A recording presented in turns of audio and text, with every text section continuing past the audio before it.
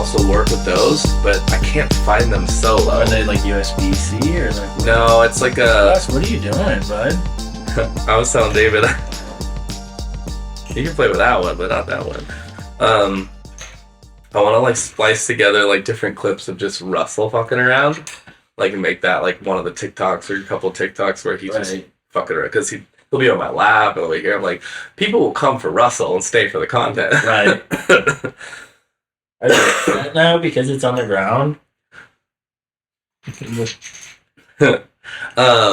So these, the ones that aren't turned on are not as bright as these, but they do add a little bit. So when I turn those on, I can turn the ISO down, which makes it a little cleaner. Right. I forgot to charge the one batteries, and I used the other set of batteries during David and I's. And what I've noticed is the batteries last about an hour and a half, so they clicked off like on the final bit of the podcast. Still like fine, it's just like a little darker. Right. But what I need to do is figure out how to get a chart, like a powered cord, because between those two sets and that, it's enough light. Right. But I also, this is like way in the weeds technically, but like I don't have the auto tracking on, so I basically use manual focus. And so like I have the focus point set to about like here. Right. So if I were to lean like really far in, my hand would be a little out of focus. Right. Out of focus. It doesn't like track way back here. Yeah. Like you're not. But it's not enough to notice, Right. I think. But the wider you have like the focus range, the more light you need. Mm-hmm. So if you like narrow the focus range in like to like just this line is focus and everything is out, then you need less light, but then you're dealing with a lot of like unfocused stuff. Right. So I don't know, it's all learning stuff. But I'm gonna do so I only have one camera right now. What I'm hopefully gonna do eventually is use that like one camera for wide angle, and then I'm gonna put a camera over here shooting it right at me, and another camera over here shooting right at you. And you can kind of piece it. Yeah. And so I can go like when I'm editing, bounce to like laughing or like multiple cam, right? And then when you're telling a story, flash yours, and it's just like you talking, and then when I'm talking, flashing into me, and that'll be like my next step. Right. Well, I feel like that's the other thing too is that like you're also not like just staring at this camera the entire time. It's just the conversation here, Yeah. Or the like even if I'm looking out here, like you can still pick up mine, even if my eyes aren't directed at the camera. Like it still looks good. It still looks clean because you're still having that conversation. Or even if I'm looking at you like this, like you're still basically almost kind of looking at that camera, but like that camera's not going to catch it, or that one's not going to catch this one over here. Yeah, like this one's not going to catch that one. Yeah. And then the other thing I'm going to have to figure out, because a lot of podcasts do the like mic in the face thing, and I may or may not. Like, because right now I'm just doing your mic, which has been doing fine, and I'm able to like compress it, which will I'll boost the volume and I'll cut out some of the background noise, so I think it'll be okay for now. But what I noticed is like if you watch like TV interviews or any sort of like movie acting, there's always a camera or a microphone above. Yeah. So it's like right outside the mic. Right. Yeah. So I think I might move to that model. Yeah. So if I had a boom mic over here, so it's pretty close, but it's still out of range, or it's out of the camera. But that way, because I like the freedom of leaning forward, leaning back, drinking, whatever. Like when you have a mic in your face, you're just like, oh yeah, I got it. Like then you have to be more, or like you're like moving it out to like take your drink. Then if you forget to put it back like close to your like mouth, then like the audio is kind of already really low set. Yeah, and that's way more editing that you have to do. Yeah, so that's why I'm like, I think that's. I mean, I'll learn this over time, but I think I might move to that model, like a boom mic that's just right above where the camera sees.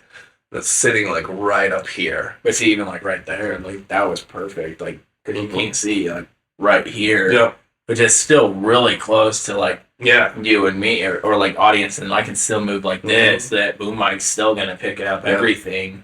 And that's how like almost all like TV, television, filmed, radio show, not radio shows, but like television shows, like The Morning Joe and blah blah blah. But like even a lot of podcasts though, you use like what I've seen too is like they still have them there just for like the comical like thing, but they still have the other mics up top that still catch everything. Yeah. And like they allow you to basically still have that kind of joking, like that mic's right here in my face, right? Yeah. Move it out, and you're still catching all my audio. Yeah.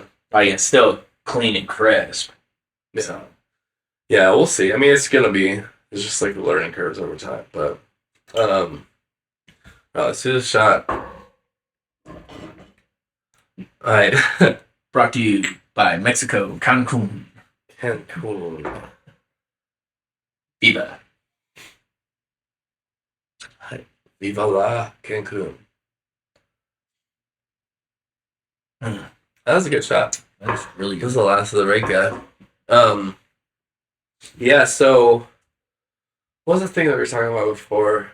Hi, scary cat. You're not gonna attack me like last time, right? Also, I was playing with his ears one time, and he was fine with it. And then all of a sudden, because I was with Emma, I was like playing with his ears, and he was loving it. And all of a sudden, he just boom ran away. I was like, "Cool, man." luckily, I just clipped his toenails, so if he does swat at you, probably won't. Yeah, I don't care. There was this I got dogs and cats, man. They don't matter. dude, one of the worst I've had. Like, cause he's not like violent. I mean, he'll if he doesn't like being petted and if somebody's being too aggressive, he'll like bite. Yeah. Like, no, stop. And you can like people that own cats understand, and people that don't like. Why are you letting me hold you? Like, dude, can you not tell he doesn't like it? Yeah, see, But one of the craziest ones he had was he always tries to get outside. So, somebody left the door open. I forget how this went. Also, gonna like move this down. This is like kind of a distraction, but I do is this. So, like, I personally don't like stare at it the entire time. Actually, you know what? One of the things I probably can do with this is just pull that down. Yeah, that works. So you can still kind of see it, but not have to see it. Yeah. Well, I fucked something up in the last one. That's why I was worried about it. Where I reset the camera and it put all the details on the side. So I'm trying to avoid that, which is so far so good. So I think one of my roommates leaves the door open, and as soon as the door's cracked, Russell's like trying to get the door open. Right. So my roommate Chris is like going across the room to get him, like to like try to snag him before he opens the door. Yeah. I'm coming down the steps, and I see Russell like run for the door trying to get out. I'm like, no! And so Chris is like heading towards the door, and I take my keys and I chuck it at the door because I'm like, I'm gonna scare Russell, Right. and then he's gonna run away from the door. Right. So I throw my keys at the door. Right as like Russell's getting to the door to open it, the keys hit, and he spins around, and Chris is like going for him. He spins around, and he jumps up, and he just like swipes, catches Chris like right under the eye, the deep cut. Like it was nuts. Like, and he was pissed for a second. Well, then like he's like, dude, this is gonna be such a gnarly scar. I'm like, trying to sell him on. I'm like, dude, you're gonna look cool, right? But I'm like, oh, I feel so bad, but because Russell just got scared, he's like jumps around, it's like, yeah. But like that's it. I mean, I think that's the funny thing. Like even when like I was petting Lou and I was a little drunk, I was sitting there petting her, and like I had my face next to hers, just laying there, and she's all good with it. And all of a sudden, I came up, I came back down, and she thought I wasn't gonna come back down and like pet her. Dude, I fucking came down. She bumped me right in the mouth, dude. Split from here to here, and I thought it went through because like I'm just like gushing blood, and I like not like I'm pissed, right? But one, it's my dog. Two, like it's not her fault. Like she was excited, and like I walked into the bathroom, just like spitting out blood. I mean, I was like, what the fuck happened? I was like, Lou got me, fucking pissed. Not pissed at her. I'm pissed at myself because I was stupid. And dude, it finally healed. And I was talking to my sister. She's like, "You probably should have gone and gotten stitches." And I was like, "Ah, 4 weeks of pain. Like, I drink enough alcohol. Like, it'll just soothe it and numb it." And, You can grow a soul patch, it'll hide it. well, if it went through, yeah. But luckily it didn't. So if not, I'm just gonna shave my face, but still keep the soul patch. Dude, I keep tripping out about that photo of us for your birthday last year. I swear we look a decade younger. I'm Yeah. like, is it the facial hair or is it life? I can't tell. Dude, you know what? I think it is facial hair, but I was kind of sitting there joking, and I forget who I was talking to, but we were talking about it, and it was like, maybe it was just we were still drinking, and our tolerance at just after a year, because we've been drinking so much, our tolerance is so much higher, so we've got to drink even more, and that makes us look older. Yeah. And then I think it was Ty. He's like, maybe it was also the shit ton of cocaine you guys were doing. And you guys look good. And he's like, maybe I should get back on that. I was like, dude, maybe. Yeah. I'm sure we use a filter too, so that might be part of it. Snapchat filters make you look a little younger. You know, I was thinking about that though. I'll be honest, I don't even remember that photo. I don't even know where we were. I don't know if that was What did we do? raining. What was your birthday last year? Yeah. He's like, Yeah, I did not. Yeah, what was the... Dude, that's a weird thing. that's the thing. I don't remember. Because I was thinking No, we still went bowling last year for my birthday at Westies again. Yeah, and so it was that was that. it was the blue or black light bowling. Yeah. Because it was You're right.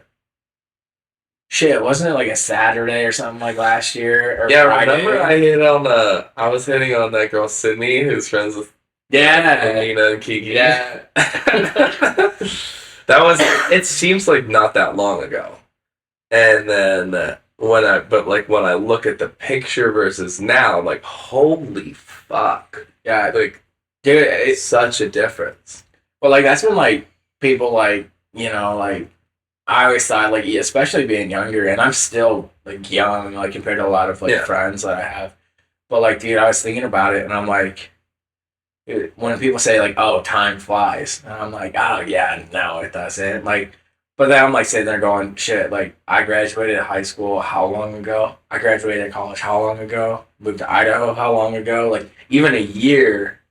Even everyone said, oh, the pandemic just made time go so slow or so fast, right? I'm like, one, I didn't even realize that, but dude, time does fly, and if you don't cherish the moments that you have, dude, time is just it can just escape you, and all of a sudden you're another year older, or shit's just so different in a year, and it's fuck, what? I didn't even think about that. Last year we were bowling for my birthday. This year we again went bowling for my birthday. Yeah. But do you ever notice that, so time, I can't argue against that time flies, but there's also, there's this, dichotomy or paradox about time, because in some ways, the pandemic was 2 years ago, when we, it seems so quick. yeah. But then the more I think about it, I'm like, dude, it seems like forever ago that I was off work, that I actually went.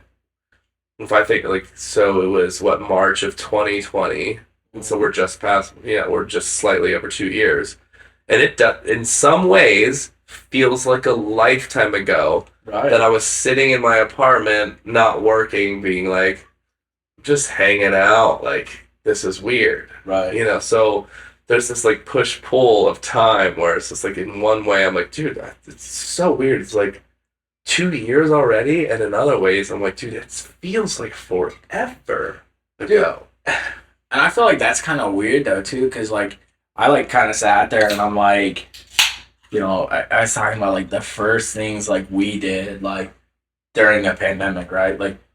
The last night basically everyone showed up to Rudy's, got super drunk, all met up at Ivy's, got even more drunk, all left in Ubers, right?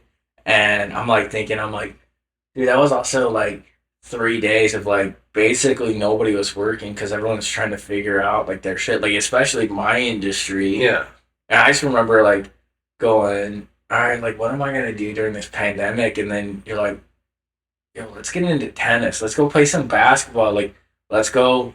Like, I'm gonna ride my longboard so I can pick up my car. You can have my bike. Yeah. And I'm like thinking about that. And dude, you're right. Like, that was so like it feels like so long ago, Yeah.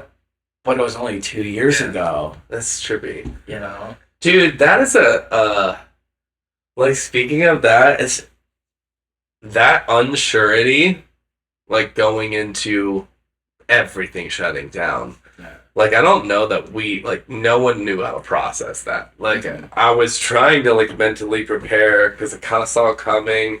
I made that bet Yeah. about like things shutting down with fuck. Doesn't matter, but I mean, I know what you're talking but about. I'm just Yeah.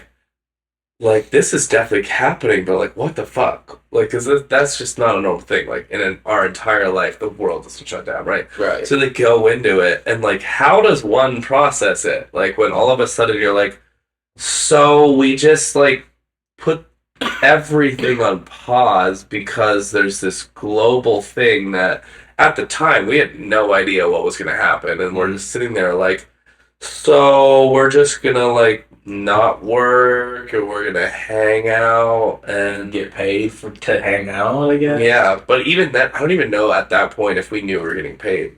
I'm not sure if that was like down the pipe, like it might have came with later. Like, I think everyone thought about it, but no one actually knew until a couple months later. Yeah, and then like obviously no one knew the severity and like I mean all the politics aside of all that stuff. It's just like it was crazy going into it, being like, dude, the world is shutting down.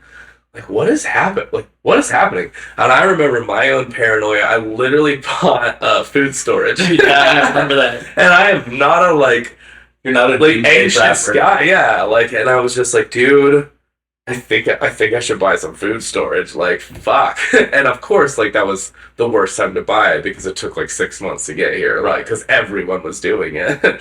Yeah. But I was like, what if what if nothing opens again? Like, what if I don't like? It was just like What if I all run of out these of what food? ifs. There's just like what ifs galore, and you're like sitting there. You wake up like, what the fuck, man? What the fuck? Yeah. Yeah, it was wild. Well, I think that too. Like even that like what if are things gonna open back up? Like, am I gonna have enough food? Am I gonna have enough gas? Like we had fucking a stupid ass toilet paper shortage, right? Yeah.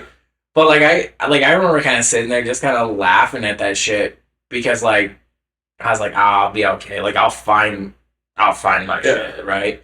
But like I also felt like that like the pandemic like definitely like solidified a lot of friendships. Like I hung out with people that like not saying I didn't hang out with as much before it, but it really was like, hey, like we're gonna go like float the river. Hey, we're gonna go have like a barbecue or we're gonna go down to the river. Oh yeah, we shouldn't all hang out. We're in different homes. Right. And I'm like, yeah, okay, we didn't fully listen, but like I feel like a lot of friendships were built like because of a pandemic, because a lot of people had time. Like I had a lot more time Mhm. outside of my job to like hang out, Yeah. like be outside, right? Because being outside was like the good thing. Yeah. And like I feel like if that didn't happen, you know, I kind of look back at okay, so I wouldn't have met like the love of my life. Like I would have potentially moved to a different state, not had like the friends that I've made in the last 2 years, right? Which is again, it feels like a lifetime ago, but it's so crazy. It's so different. And like that's where I'm like, yeah, okay. The pandemic sucked, but it also like brought some of the best parts of my life Yeah. to fruition, and I'm like, dude, I love this shit. Yeah. Like, it couldn't have gone better for me. Yeah. Yeah. I will say that story, and for anyone, I mean, like probably probably not everyone knows it, but I didn't even know that story till later. The fact that like so you meet Mina that night. Like, I knew that. Yeah. But, like, I didn't know that going into that night that you were about to move. Yeah. Like, so, like, that was unknown to me. Yeah. And then to find out later that, like, that was a flip where you're just like, no, I'm staying. And then Marina comes in, like that relationship butted and, like, all that stuff. Like, that was so wild to me. And then to find out, like, a month or two later, like, you're like, dude, no, I was about to go. Like, I was about to go back and my life would be completely different. All because of, and, like, there's no, like, rhyme or reason. It's just, like, these situations and circumstances. It's just, like, we happened to be drunk at Emma's birthday party. Yeah. We happened to meet this girl. Like, I thought she was into somebody else. Didn't get her number. And even that doesn't matter. And then we happen to be wasted and go back to mine. I'm like, I happen to be like, we should do some mushrooms. We do some mushrooms, and we happen to be, like, walking around the Greenbelt talking about we should buy some places here. Yeah. And all of a sudden, there's, like, this is a thing that I was talking to David earlier about. There's no way to completely calculate the benefit of getting fucked up versus the advantages of being sober. Right. So this has been, like, a struggle. And this is probably a story that would sell me on. There's certain advantages of getting fucked up because you never know the people you would meet or the ideas that will be had or whatever. And that doesn't mean that, like, you should be fucked up all the time just to search for those ideas. Like, right. there's obviously benefits in sobriety. But, like, if you were a straight edge person who never drank, never smoked, never ate mushrooms, you would have never had that situation. Right. Like, in a heartbeat, right? So there's something to be said about, like, sometimes you let loose and you go with the flow and you take the substance or whatever. Right. And that's like a really good story of, like, and then we took some mushrooms and then it was just, like, a flip. So it's like, you know what, I'm staying. And then you went at, like, and then that relationship butted and then all that stuff. I'm like, and here we are. I'm like, holy fuck. Yeah. Well, I feel like that was kind of the other weird thing too, was that basically, you know, you and I met up, had a couple of drinks. We're gonna go, like, stop at, like, Emma's birthday party. Like, we were gonna go fucking play tennis. Yeah. And we, like, kind of shelved it. And we were just kind of sitting there, like, whatever, like, man, I guess we're just getting a little bit more drunk, right? Yeah. Like, man, dude, I'm kind of fucked up. Like, I don't think I can go play tennis right now, right? Like, it's gonna be shitty. We're probably not playing tennis. You know, and I look at back at a lot of those pictures, right? Like, and I just kind of sit there and I laugh because, like, I had, like, you know, I was thinking about it. Like, I was hoping that we would do that quick stop at Emma's, say hi, say happy birthday, leave, go play tennis. Yeah. And when we were playing tennis, that's when I was gonna fully tell you, yo, like, I only have 2 weeks left here. I'm leaving. Like, I'm gone. I'm done. And, like, then all of a sudden, like, again, like, I meet Mina. Like, I, like, you know, I wussed out. Like, didn't get her number. Like, and I just kind of felt, like, really shitty being like, okay, like, this is, like, the universe telling me, all right, everything's kind of in motion. Like, you're gonna go. You're gonna move, right? And, like, then you're like, yo, like, go back to my place, like, let's get more fucked up, let's take some shrooms. And I'm like, well, fuck it, this is gonna be one of my last times, like, hanging out, getting fucked up, like, might as well, right? Yeah. You know, like, what's the worst thing that happens? It, like, really, like, tells me I'm gonna move, right? Yeah. But then all of a sudden it was just like, and again, like you said, you didn't even know till a couple weeks later after I told you, and, like, everything just started kind of clicking of, like, yes, I love my family, but the family that I've built, like, with my friends here, like, everything that I've worked so hard for and accomplished here, like, that should be, like, acknowledged. That should be, like, noted. Bro, you're doing such a good job. And, like, I think it was the funniest thing because, yeah, we, like, were walking around, like, we were just nodding our minds, like, looking at all these houses going, oh, man, we could go buy that one together. Yeah. We could go do this together. I remember like seeing the light whips, right? And you're just like, bro, we gotta go look at that. And you open the gate and just walk through, and we're talking to these people, just having fun.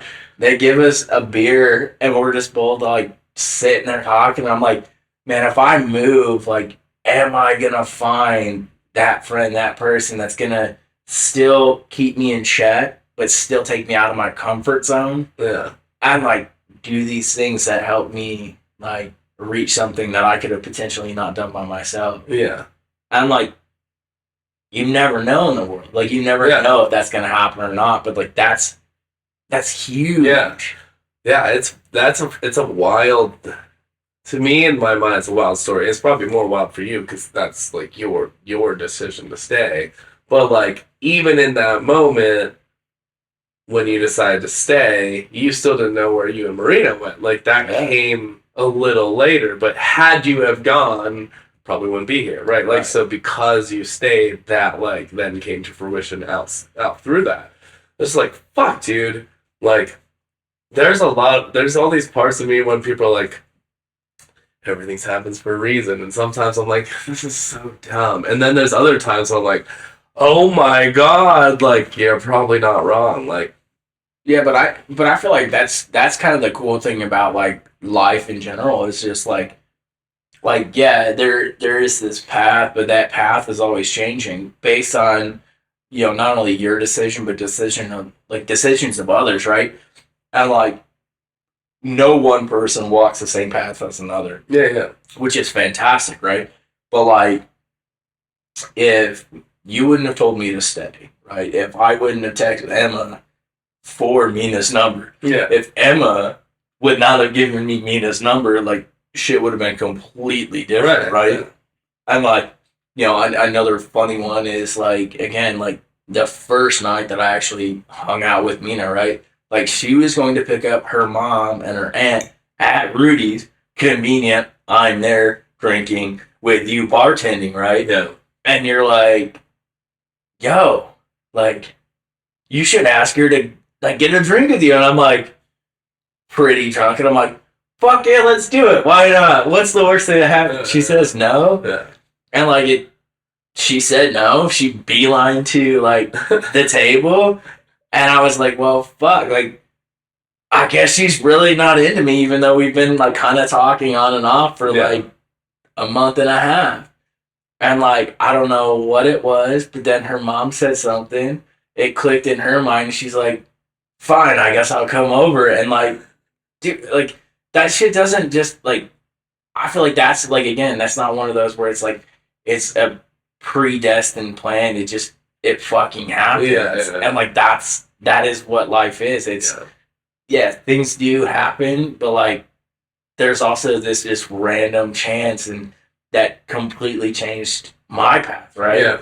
Like, you can't explain it. You can't be like, oh, right, well, that was the plan that you were set on, like, from the very beginning. Oh, hell no. Yeah. Like, I had a 50-50 chance. It could have been great. It could have been bad, Well, there's also, there's also that idea that,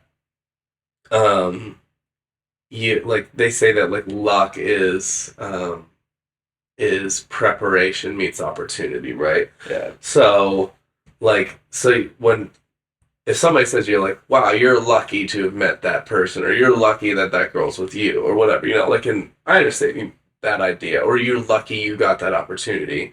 So that is part of it, like, there are these ebbs and flows of chance, or you meet the right person at the right time, and like, whether or not the universe wanted it, or God, or whoever, there's these moments. But also, if they would have met you at a different time when you weren't ready for it, it wouldn't have worked either. Right. So, like, they say, like, not they, but like, I'm kind of sold on this idea where it's like, I am the person that I am. Like, I'm working on myself. I've been working on myself for the last 15 years, say. Like, right. I'm like trying to be a better person. All the things, just the things of working on yourself in life. If I would meet the girl of my dreams, and say, like, I want the girl of my dreams, and I meet them when I'm a piece of shit, and I haven't done anything, well, then they're going to be like, yeah, fuck that guy, he's an asshole. Like, And then they're like, nope, bye. And then that was it. But if they meet me at a point where I'm like, yeah, I've built something, I've learned a lot, I've grown, I'm doing this, and then they meet that person, like, oh hey, I like that person, you know. Right.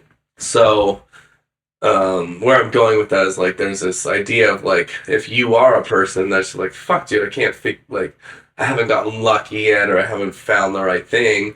It's like all you need to do is keep prepping. Like you have to keep building yourself, work on yourself, whether it's building your career, whether it's building your emotional person, your psychological person, your spiritual person, blah blah blah. Yeah. Not to over spiritualize anything, just like just work on yourself. But then you meet that opportunity, and you're way more prepped for it. Yeah. When they're like, "Oh, I like that." Well, and I feel like that's that's a huge thing too, right? Like I've met people in my life that like I now know very well, right? Like I like have run into people at either like a concert or the bar or things like that, like that I didn't like realize until later, until after like we're kind of sitting there talking, being like, shit, like I've met you multiple times, like it may be just it wasn't the right time, the right place. Maybe I wasn't in the right space. You weren't in the right space, whatever it is. And like, so I agree with you. Like, maybe it's like again, like that luck and opportunity. It just it all flows in a good path, in a great like trajectory to like everyone to be happy, right? Like, I don't think like again like I wouldn't be here if I wouldn't have met somebody else at a different bar. I came into a bar that my coworker brought me into for lunch. Yeah. And then all of a sudden, like I came back one night because I'm like, I just want to get out of my apartment. Like I just want to go get a beer, not care about work, not care about anything, my shitty life at the time. Like then another bartender goes, hey, you should meet this guy. And all of a sudden, that guy is friends with the bartender. She shows me a video of her trying to crack a beer on her head. Shout out to Ivy, by the way. And I come back in a couple days later, and she shows me like the success, right? Yeah. And then all of a sudden, I get to meet you, and like our friendship just bloomed after that. That's a good story, all on its own. Like, yeah, I remember meeting like you were talking sports and up and down with Ivy. Yeah. And I'm like, this kid that just like came out of nowhere, started hanging out, talking sports, and like that's obviously not my level. But then we just started like connecting. You were hanging out a lot. I remember the first time we were like, we're gonna hang out outside of the bar. We're like, I think we're gonna. Yeah. and then all of a sudden, like Christmas was around the corner, and then we're doing mushrooms at Christmas and shit. Yeah. You know, but it was so funny, just that like that stepping stones of like hanging out at the bar, talking sports, Right. meet a few other people. Well, and I tell a lot of people even like the good fun joke like when we spent Christmas together, right? Because like I was still opening like presents like via video with my family. That was your first away, right? That was my first away. Right. I remember that. Well, that was my second away for the most part. Like my mom still had come out one, but I wasn't with my entire family, right? But like other than that, like that was my first never seeing like true like blood family, right? Yeah. And I remember like sitting there and like it was so funny. We went and we got breakfast, right? And like one of the guys goes, oh, how do you know him? And you're like, he's just a regular at my bar. And like I thought it was an asshole. I thought it was funny as shit though. And you're like, dude, I'm so sorry. And I was like, dude, that was just hanging up there. You have to you have to like say it. Like that's funny.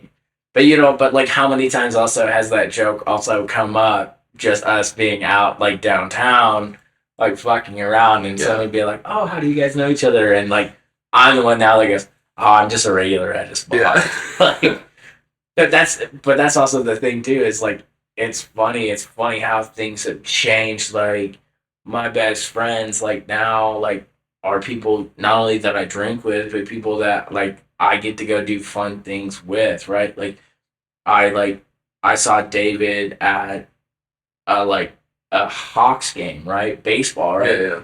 And I'm just like sitting there like, hey, what's up, dude? Like, hey, you want a beer? Hell yeah, let's go get a beer together. Like, Yeah. and like that's crazy. It's like beating TJ and Danielle, right? Like through Ivy, right? It was, hey, come back to my house, play some lawn darts, and I'm like, sure. And now I know like their family well. I know their kids super Yeah. well. Like I know Jordan really well. And like it's just weird how things like develop over time. And you're like, if you would have asked me this 5 years ago, or even 9 years ago when I moved here, I would have never expected to know the amount of people that I do and truly care and love about all these people that are in my life. That's so strange. It's like that is a trippy thing about life. I swear. Like when you're when you meet someone and you get along with them really well, and you're like hanging out, and if you just like take like stock of like you're like, holy shit, like we've been like I love this dude or I love this person or whatever. But like if you asked me 2 years ago, I don't even know him. Yeah. Like to see the progression of like not knowing something, like you don't know this person exists, to fast forward 3 years later and all of a sudden you're like, dude, this is one of my closest friends. Like where the fuck did that come from? Yeah. It's very trippy.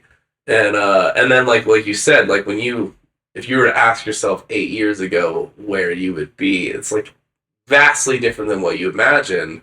And I don't necessarily think it's a bad thing. Like sometimes people are like, oh yeah, I wish I wasn't here in life. But like in general, there's this thing that happens where like no one understands when they're younger that their life isn't gonna pan out how they want it. Right. But it a lot of times can be better if you make it. It's just like, yeah, this is not what I expected of my life, but it's fucking dope.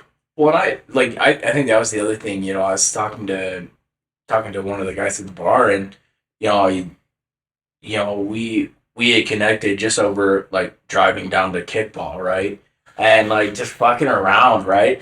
And like I wasn't gonna go, but I'm like, I promised him like I was gonna go to kickball. Yeah. I'll take him there. Like had a good time. Like and we like got really close. Just even the like small conversation that we had, right? And every single time now I see him, he's like, dude, you're such a good dude. You're such a good person. And I sit there like not trying to say being humble, but like I'm like I am blessed beyond belief because my life would have not turned out the way it is, and with so much love from my friends, like if it wasn't like for, hey, I'm gonna buy you a shot, hey, I'm gonna buy you a beer, hey, do you want to go down to Sud's Tavern, and then getting yelled at, and then somebody feeling bad because somebody else is yelling at me, like, but that's life. Like life is chaotic, but there is this thing that just everything keeps going, right? Like everything has this like good fun time of like I could be on this straight and narrow path. I could give up drinking for a month. Everybody's super supportive but kind of laughing about it too. And then the first day that I'm back to drinking, everyone's like, cool, let's get you super fucked up. Yeah. Like, let's have some fun. And I'm like, well, I haven't drank for a month, so let's go. Dude, I was so just talking to David about, because we talked a lot about like the drinking versus not drinking thing, and I talked about you a bit about it, and one of the things I like, there's certain circles that's a little tougher, and there's certain circles that is easier, but because he was saying like there's certain moments when if you decide not to drink and you show up, people pressure you to drink. Oh yeah. And I'm like, that's a little fucked up. It's a little bit of a bummer. Like where you like, I'm trying to make this commitment. It doesn't have to be a month. Like whatever. You're like, I'm not drinking a day, and then somebody's like, come on, dude, like take this. And I was like, I can feel that at times, but like Rudy's is a very pure place, right? Yeah. But what I noticed was like if you put your intention out to everyone, the good people actually won't pressure you. And so I was like telling him about you because like you put it out. You're like, I'm not drinking this whole month. You're like you kind of broadcasted it across the board. You're like, so just so everyone knows, I'm not drinking this entire month. And then everyone was like, okay. And then I was like, yeah, like every time Ian came into the bar, I had the same Polly's in hand. Like, would never offer him a shot. No one offered, like, yeah, Ian's not drinking. But Or like, it was like a blue dolphin shot, right. which I respect because of that I'm included. Yeah. Right. So there's this like, I was thinking of it because I know that I will go on these phases, and I was like, I know that there are periods of time when like if I show unsurety about like, I might not drink today, people are gonna pressure me. But if I go in with the intent of like, just so everyone knows, I'm not drinking, because we were talking about like doing fun activities and like it's like if I go out boating with Severo and I like tell him before, I'm like, hey, just so you know, before I get there, I'm not drinking today. Like, don't ask. Yeah. I know that he would respect that, and I know that all of the friends would respect that. Like, because they're dope people. Like, yeah, we all like drinking, but if I was just like, yeah, I'm not drinking, it'd be cool. Yeah. And then I could still have fun and have a good time. Right. And it's just an interesting dichotomy because like there are moments where like I feel like no one's supporting my decision, and you feel a little like isolated. But Right. if you put it out there and be like, hey, just see, like, we're doing this, I'm doing this, people are pretty supportive for the most part. There might still be the asshole or two who's like, come on, dude, drink. Or somebody's making a joke about it, like, but they still respect you and not like buying you a shot and putting it out there. Yeah, they're not like putting a shot in front of you or whatever. Right. Yeah. I think that's kind of a difficulty, like, with a lot of like people, like not only our age but like in our like close friend circle, right? Like, yeah, we do like to drink, we like to have fun, and it is the difficulty sometimes being like, oh, like I'm not drinking right now, and like going in and being like, oh, okay, like I know he's not drinking, I know he's not going to do this, do that, like, but like I feel like everyone was still so loving and supportive of, oh, you're not going to drink, I'm cool with that, like we'll still hang out, we'll still be friends, like we found other things to chat about, right? Yeah. And like I feel like that's something of, like I will give somebody like a hard time about, oh, you're not drinking, but I'm never gonna try and pressure them, right? Because like I know. Like, Gotcha. Your claws are sharp. Oh, big boy. The back ones. But like I feel like that's kind of the other thing though too is like, again, like if somebody's not gonna drink, like I'm gonna make that joke because I've also now been through it. I'm gonna give them a joke, but I'm gonna be like, hey, I get it, I respect it, I support it, I know how hard it is, and like I support you in whatever you need during that time. Yeah. Like, I feel like, a lot of people, like, especially with like, difficult jobs or jobs where like alcohol is, super readily available, right? Like that's like it's hard not to like go into a bar and drink, right? Mm-hmm. Like, and I know like a lot of times like you're like, hey, I'm not drinking today. Be like, hey, can I get you a shot? You're like, hey, I'm not drinking today, but I appreciate it, right? And you do that a lot with a lot of other regulars too, right? And it must feel hard, it must feel difficult because they're trying to give some type of generosity to you, right? Yeah. And like to turn it down, like it's tough. Yeah. But I feel like there's also to that point of like the clarity of like who you truly are. Like there's to a point of like sobriety that brings out this person in you, but then there's also this part of like still like drinking but not getting super fucked up that brings out like another person. Could be very similar, but still a little different. And then there's that person that just goes way off the rails, and like you see that person, right? But like I feel like on the vast majority, those 3 times in life of being super sober, being like buzz, social, drinking, and being just super fucked up, like every time, like they're still relatively the same. Like there's no change in that, and like I feel like if somebody's gonna like come up to me and be like, hey, like I'm not drinking today, I still want to hang out, still want to have fun with you, I'm having my tea, I'm having my water, I'll flip a joke because I feel like that's okay, because if I know that person yeah, I'm going to give you a joke about it, Right. but I'm still going to respect that. I'm still going to support you. Yeah. And if that's what you're going to do, I know the struggle of it, and I'm going to be more inclined to be like, hey, he or she's not drinking today. Yeah. Like, call it good. Yeah. You know, and it's tough. Like, I feel like, again, you know, alcohol is just one of those where, like, we're all social creatures, right? Yeah. Like, we are all social people. Like, it's easy to sit and I think a good example of when we were over at RC's, drinking for football. Yeah. And, like, you don't like sports, and we all know that, and that's okay. But you still like the social drinking, like hanging out with all of us, having a good time, right? And, I sit there and I'm like, that's who we are. We are social creatures. Like, and drinking is one thing, but not the whole thing that still keeps us friends. And especially for me, like when I took my month off, like I still was there more so than not. Dude, I was telling David about that. I was like, I think Ian was at the bar more that month than he was the last 2 months. Oh, it was like something clicked where, because I don't know exactly why, but I just noticed that like I haven't seen you as much the last 2 months.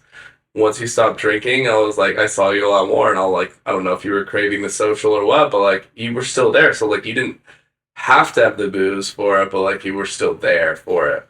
Well, and it was cool. Well, and that was one thing that I had like a really bad like heart to heart with myself of, okay, I like, not only for health but like for just like mental reasons, I need like a full reset. I need to do this for myself, not for anybody else. Like, and it was easy because like the girls had also done it for Lent, so like it was easier like not to drink and whatnot. But like I also sat there going, I'm still a social person. Like I still want to go out and do these things. And as much as people want to say, oh, drinking a non-alcoholic beer is kind of a loophole, you're right. But it's a great loophole though. But it's also one of those where like I can come in, I can sit there, I can be completely sober, have a great conversation with somebody, play darts, like, and still be with people that I care about and I love about. And I still see the love because, like you said, no one's offering me a drink, no one's offering me a shot, and no one is fully pressuring me into it.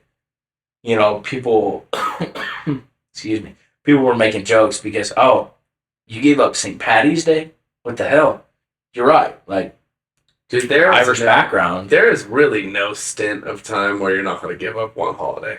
It's almost impossible. Yeah. Like, what month are you going to quit drinking that there's not something going on? It's almost impossible. It's fucked up.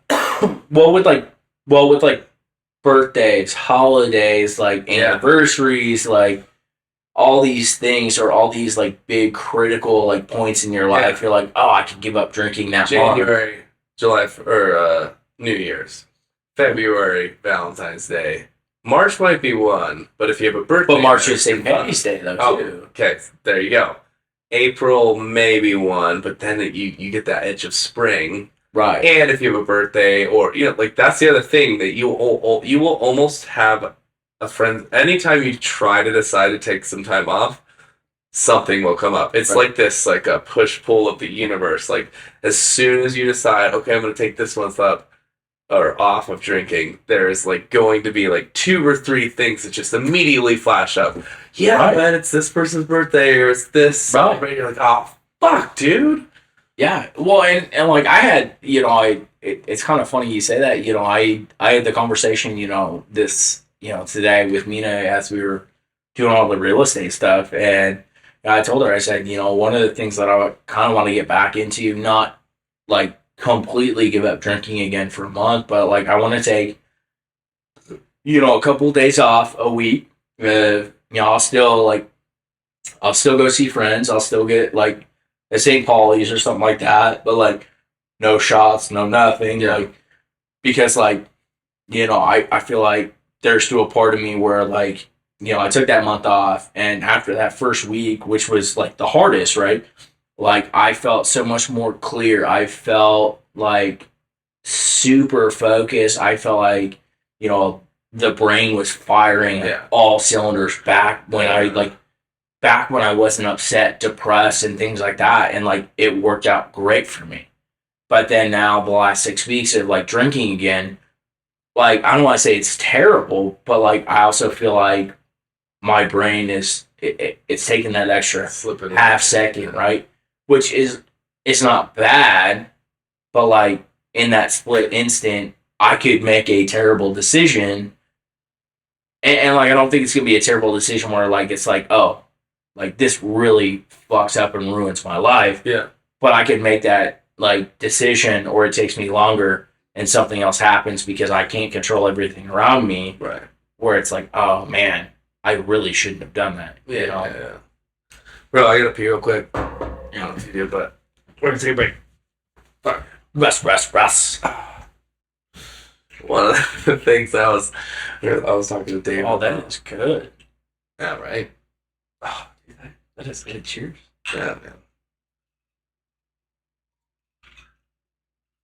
Actually, the first thought I had about this podcast, or not the first thought, but like the first MO with it was gonna be whiskey.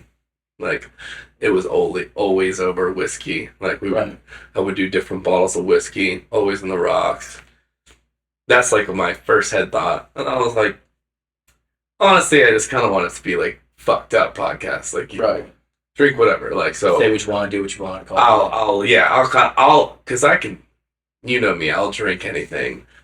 I will do almost anything. So I was like, I will morph into whatever my like guest wants. So my guest is a beer guy. I'm not gonna force him to drink whiskey. I'm like, let's drink some beer, you know, whatever.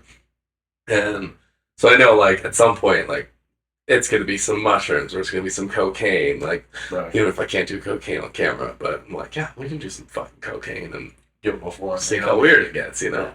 And then recently I did ketamine, and I was like, I would be down to try that in a podcast. It's gonna be fucking wild, but why not? I mean, I feel like that was like the funniest thing though too. Like was like again like 2 years ago, you're like, yo, you ever had mushrooms? And I was like, no, not really. And you're like, yeah, I got a bunch at my house. Like let's go back. Let's do something.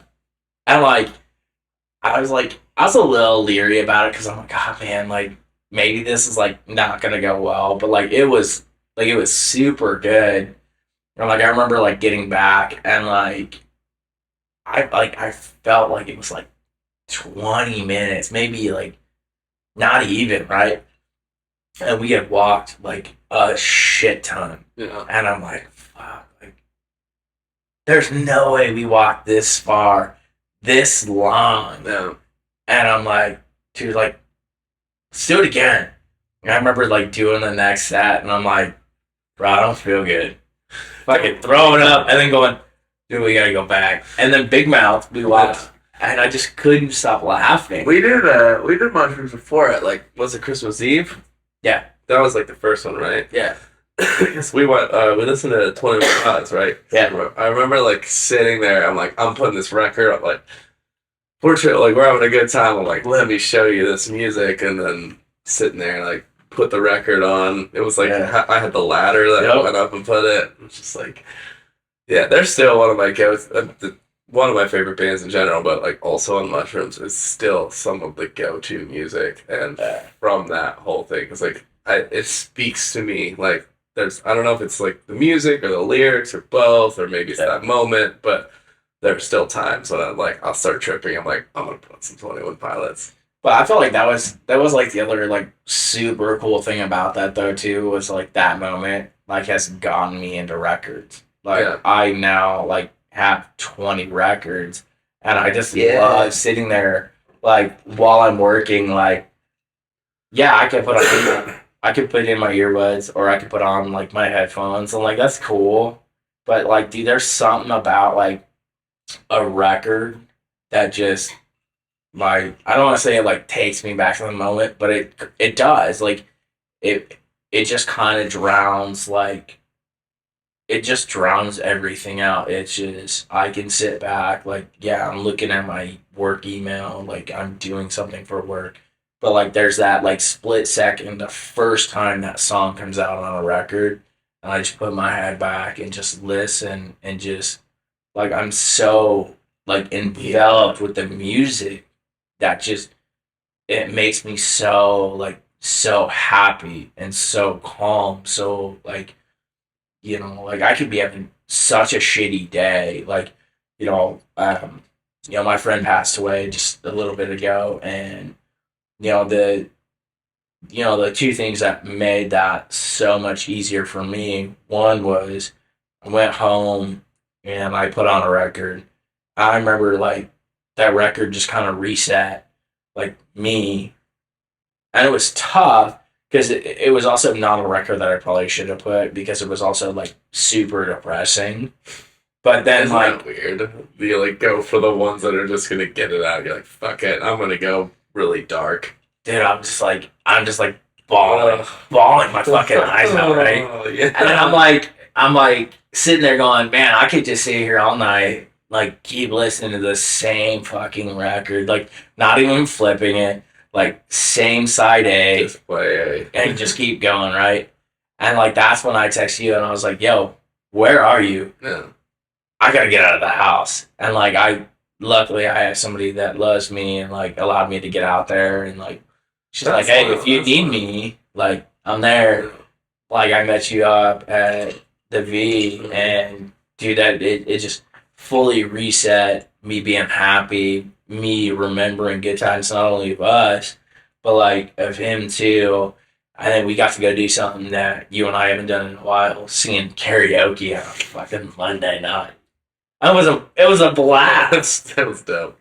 Like, That's wild, dude. There's a thing with so records are really strange to me because like I didn't grow up with records. Like I grew up with tapes, then moved to CDs, and then so you like kind of missed that, yeah, like, in yeah, records that era. before me, like basically in like my life, and some people my age did because their parents had records, but my parents didn't. My parents were really into music, so I never had that. But I do remember getting introduced. There was a point where I got introduced to records that I like. It still felt nostalgic, even though I didn't grow up with it. I was like, there's something about this feel that I like. And then the more I like dove into it, I was like, I want a record player. Yeah. Maybe it's like the slight wannabe hipster, like whatever. But Sure. like, it's like the nod to the past. But there's a thing, I don't know if you've tried this yet with like getting into records, but there's not only like listening to the records. So I have my record cabinet, I have my records. But there is something about the process of going like to the record store, buying a record, taking it home by yourself and maybe smoke some weed, maybe you don't, maybe you're drinking a little, maybe you don't, but you open it and you put it on and you flip through it. And not all records are like this, but a lot of them are super art heavy. Yeah. I literally have chills talking about this. This is very strange because I felt this with a couple records that I like personally looked at, and I'm like looking at them like this is like bygones. Like we don't have this anymore. It's like you download it, Spotify, blah blah blah. But there is like something. It's not even just the audio of it, which is on its own great. Like the warmness and the scratchy, and like that's also gold. But there's this other thing where you're like looking through the art that artist put in just as much effort into this as they did to that. And you're sitting there like looking at the lyrics while it's playing, and you're like, holy shit. Like, and it's like a very I don't know exactly how to explain, like in the zone, magical moment, like in everything else, like the world fades away. It's just like you're sitting there in your bedroom, the world fades away, and you're just like looking at this music and this art. It's very, very fucking magical. Well, yeah, that's so funny you say that. So we went, I went to the record exchange last weekend. Bought 7 records. I'm like, dude, it's because I'm so getting into, like, I love it. Yeah. I think it's great. Like, it just like it envelops just all of my senses. Like it just it's everything that I like just thoroughly love about music, right? And there was one like which I think is so funny because like I know it was like recorded in a studio, put on a CD, and now was put on a record, right? Yeah. And it was like the greatest hits of Blink 182, right? Shout out Travis Barker. But dude, I was like listening to it as I'm like looking through like the album cover, like looking through everything that like they like put together for like the insights, because like a lot of records now like they come with like a little like poster, a little insert or whatever, but like theirs was like one of the coolest ones that I've seen like for a while, that just like really made me like even appreciate music even more. Like I love their songs, but like I appreciate their music because there's a spot on the inside that was just thank yous, Yeah. right by the band and everything. And I like just remember like looking at that going, man, these guys wouldn't have done this, done what they love, made the money that they have, like without all these people. And like for them to acknowledge and recognize just how much they appreciate these people, and just to hear that album, like hear that song, like hear that verse, like that wouldn't have happened without all these people. And like that is like the coolest thing that I feel like I get with a record. And like, yeah, I love my music, I love my songs, but like I feel like that's what takes me to, you know, that's what draws me to a record, is like you get to see all those things.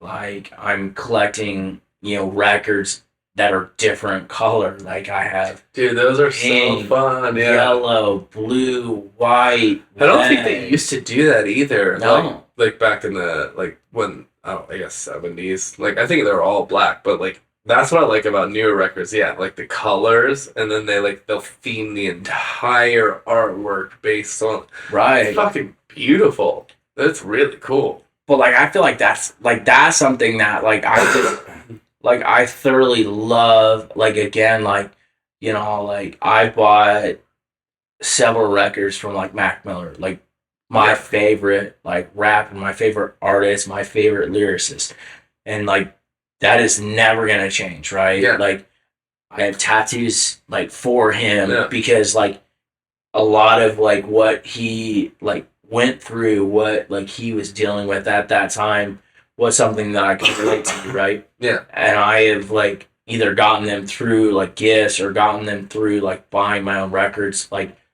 they're the color editions, because like all of his records like have been, yeah, you could buy like just the black record.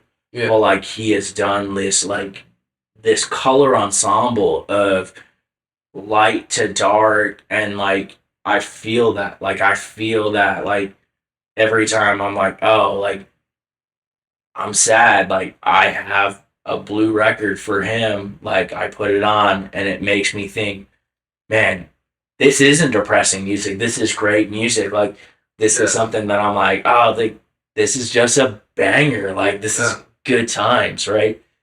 And I feel like that's something like when I like listen to music, like I still love it, but like that's something that I get with a record, is like fully being like enthralled in like everything that went into that. Yeah, records are very crazy. immersive. They Like, are. like it's really, you get lost in like, yeah, totally immersive. And I appreciate that the artists who put together that record, like that they put in the work for all of those tiny details. And like as much as music is great and everything in the details of the song is great, like I can't discount that. I mean, like I'm a musician, there's tiny details in songs. But then you add on like these subtleties, and like when you see the subtleties of like that artist put that detail and that detail and that detail and the visual, the aesthetic, the whole immersive experience. I'm like, That's fucking dope. Like, it's way more than just, let me check out this song on Spotify, which is still great. Like, Spotify is, like, giving the world access to a lot of music they wouldn't have. Right. But there is still something about buying that record, unpacking it, like, immersing yourself into that experience of that artist. It's fucking magical.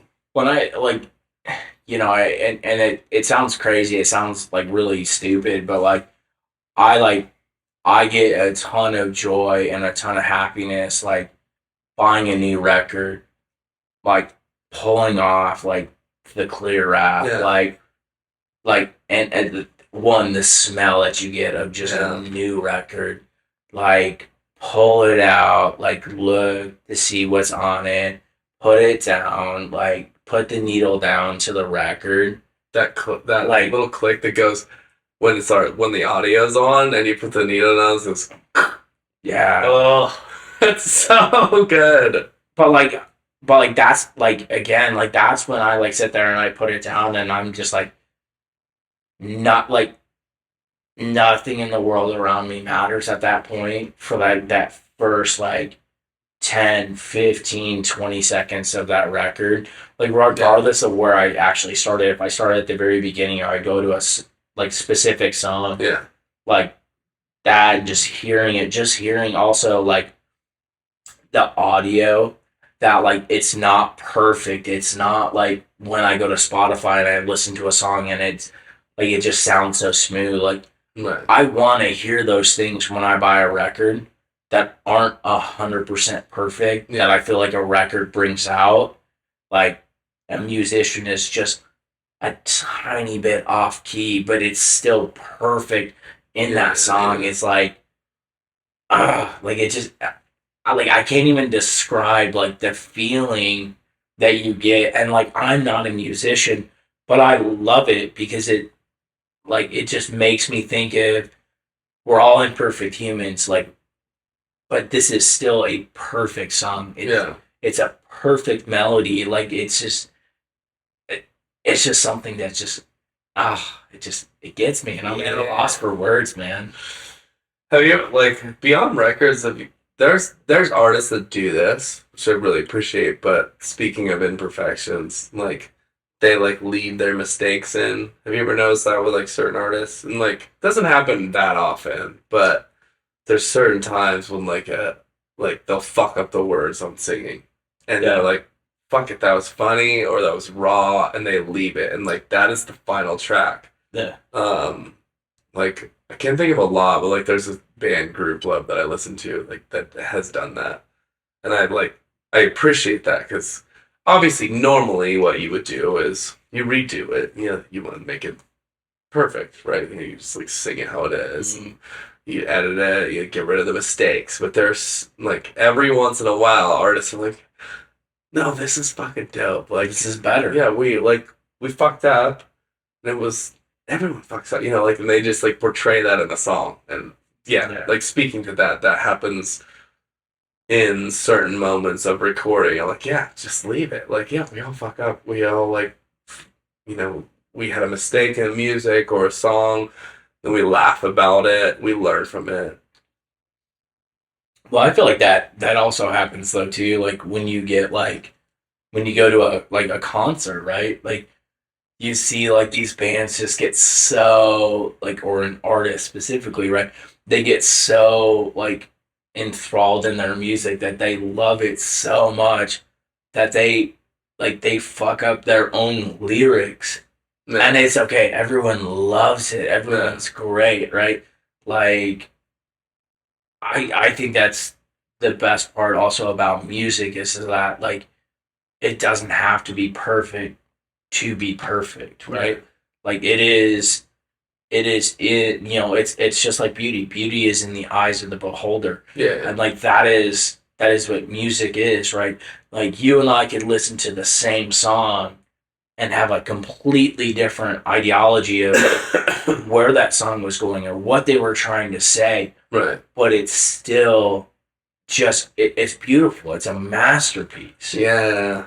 And I feel like that's what music is. Music is to soothe and love the soul. Like, it is not going to be 100% the exact same thing and how a person feels with that song. And that is the coolest thing about music specifically, but art in general, right? Like I see art, going either to a museum or like local artists or even just people that do like photography, right? Like they're capturing that moment, and what they're capturing in that moment could be completely different than every other viewer sees. And that is the coolest thing to feel, to see, to hear, and I think that's just life in general. It's just, again, like everything is so,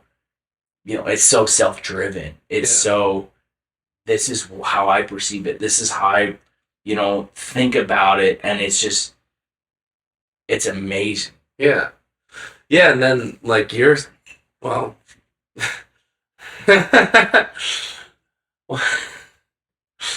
Go ahead. So I was going to say, speaking of that, like then it's about the perspective of I guess I was like thinking about how you were thinking about how you were saying something and then how I was thinking about it. And I was like, yeah, it's about the perspective of what you're thinking about it. And I was like, wait, that might not have even been Ian's point at all, but I was still interpreting it in my own lens of like the things that you were saying. And I was like, that might not have been what Ian was saying at all, but I was still like interpreting it in like the way you see the world. Like, so I was seeing like your conversation. Anyway, that's funny to me. That's probably all in my head. but that's all, like, I mean, that's again, that's all how conversation is, right? Like, conversation in general is just like, it's all a matter of perspective, right? I'm filtering everything you say through my own life lens. Right. And all of the things that have happened to me in the last week, month, year, whatever, and then processing them. And then I'm like, so what you're saying is, and that might not have been what you're saying, it might have been, but I still have that filter. I have my filter on what you're saying. Like, there's no way you're going to say something to me and it's going to go through anyone else's filter. It's definitely going to go through my filter of everything that I've been living and going through. But that's holy shit, that's fucking wild. But that is life itself. That is each person is so unique. Back to what we were talking about earlier, though. Everybody is on their own path. Not two people are going to walk on the same path because, again, everything is so driven towards you. Like, everything that you experience, you have, like, it's always geared towards you. You might share the same event with somebody, but what you take away from that, what your experience is, how you look at it, see it, like your lens is always going to be different. Even conversations, right? Yeah. Like the conversation that you and I are having now could be completely perceived differently than a viewer, than somebody that would be here with a third person, right? Like, and that's life. That is the greatest thing that we have in this life is we have all of these experiences. It has continually shaped us who we are till the day we die. If there's an afterlife, maybe, like, it could continue to shape us who we are, right? Yeah. But, like, at the end of the day, like, everything is always so driven to you, how you perceive it, how you put, your own life filter on it, and it could be completely different. Right? Yeah. And, like, that's the hard part about, like, the human existence, right? Of, man, I could be so pissed off at somebody, and, like, somebody else could look at it being like, you're just being a dick. Like, you're being rude for no reason, but I could be hurt, but we're also looking at it from different lenses, right? Yeah. But that's life. That is the human existence. Yeah. Have you heard of, like, the mirror concept? I go back and forth with this concept, so I'll like try to briefly explain it. But like the things that you it's normally the things you get angry about when I get angry at a friend, it's I don't think it always happens, but it does seem to ring true more than it doesn't. So like I've been trying to parse some of this. I've only maybe the last couple of years that I've been introduced to it, but so basically, to condense it down is like anytime that I get upset with someone, most likely it's a flaw in myself that I'm seeing in someone else. Um, I've been trying to notice like there's sometimes it doesn't seem to ring true, but most times it does. So, like for example, if I get annoyed with someone because I'm like, dude, he always tries to take over the conversation. Mm. Like I've seen this before. So I'll be like having conversations, I'm like, ah, fucking damn it. Like this dude is always has to be self-centered, he takes over a conversation. And then like I'll go home and I'm like, dude, you always try to get paid. Well, like, and this is like later after I've understood the concept. Like, you have to like, so whenever you get angry at someone, you need to reflect back. Like, is this something that you're dealing with? And most of the times, it is actually something that you do. So it's not always, but like most times it is. So I'm like, that was a big one for me. So I'll give you an example of like what when it really hit home for me was I was dating this girl and she could never like finish anything. She'd be like, "I'm gonna go to the gym." She would never go to the gym. No, I really this time I promise. And like I'm like, you can never stick to shit. Yeah. And it would frustrate the hell out of me. And we're like dating. I'm like, dude, like you keep saying this stuff. You keep saying all the things that you're gonna do, and you're not doing them. And I would get so frustrated and so pissed. And I'm like, dude, like this is a problem. And then when I realized that that literally was me, Yeah. like, and it was such an eye opener when I like there's this moment that I'm like, oh my god, that's exactly me. Everything that I have said that I'm gonna do in the last 3 years, I haven't done. Like, yeah, I'm already going to the gym. That's fine. But like, I said that I was gonna do this. I didn't. I'm like, so I'm mad at her for not keeping her word on the things that she's saying she's gonna do. But the reason I'm upset about it is because it's a reflection of me. Yeah. So that was like my first realization of this like like this topic or like this phenomenon that happens in life. But there are times that like to play devil's advocate, there are times that you can get pissed at somebody because they're a legitimate dick. I'm not a dick and you're being a dick, you know, like so it doesn't always ring true. Like sometimes people are just assholes and you know, it doesn't necessarily, but like for the most part, the things that make me the most angry are things that I actually like have been fighting with in myself and I'm not willing to admit.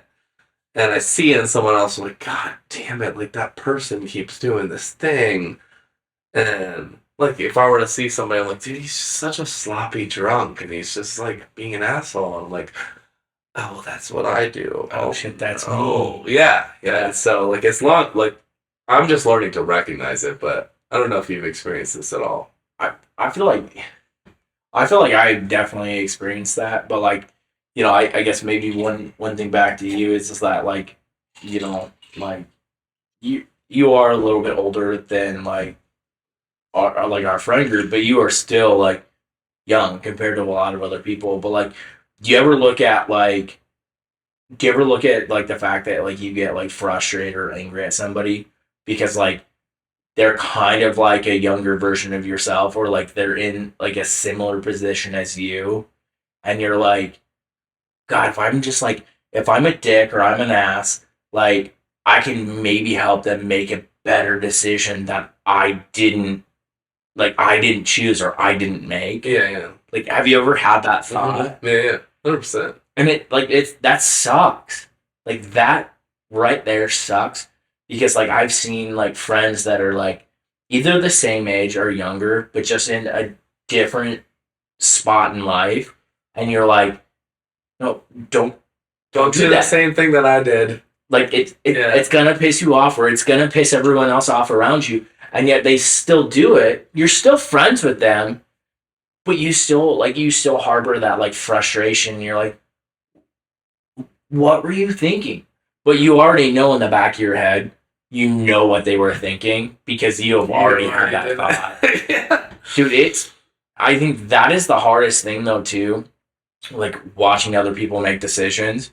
I'm like, not like, yes, you want to intervene, you want to say no, don't screw up your life, but then you're also to the point where you're like, God, I'm kind of a hypocrite because I did the same damn thing, and you're like, okay, how do I say this in the nicest way? And when you say it, or you try and say it in a nice way, you're like, man, that came out so wrong.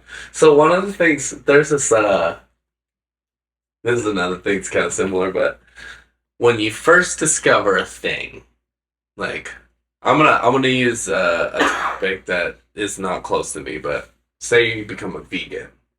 When you first become a vegan, I notice this with like my sister and some other people. You're like, you get passionate about it. You watch the documentaries, and they're legitimate. Like, I'm not saying that they're legitimate, but like, you watch all the shit. You're like, this is the way to live.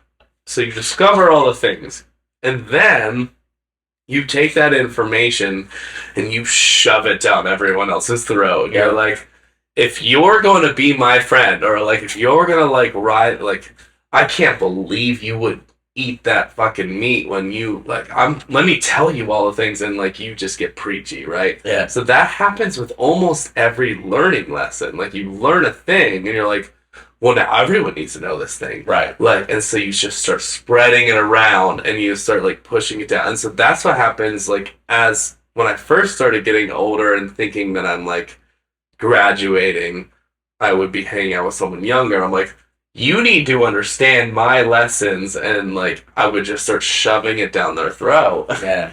And then that's such a put off to everyone that's there. And then you go another like year and you're like, dude, that was such an asshole thing to do. Like, that was a bad way to do it. That was like, I was just coming into it, and I just started like, so that's what I remember when I first dated, I was dating Maggie, and I was like 6 years older than her. I was like,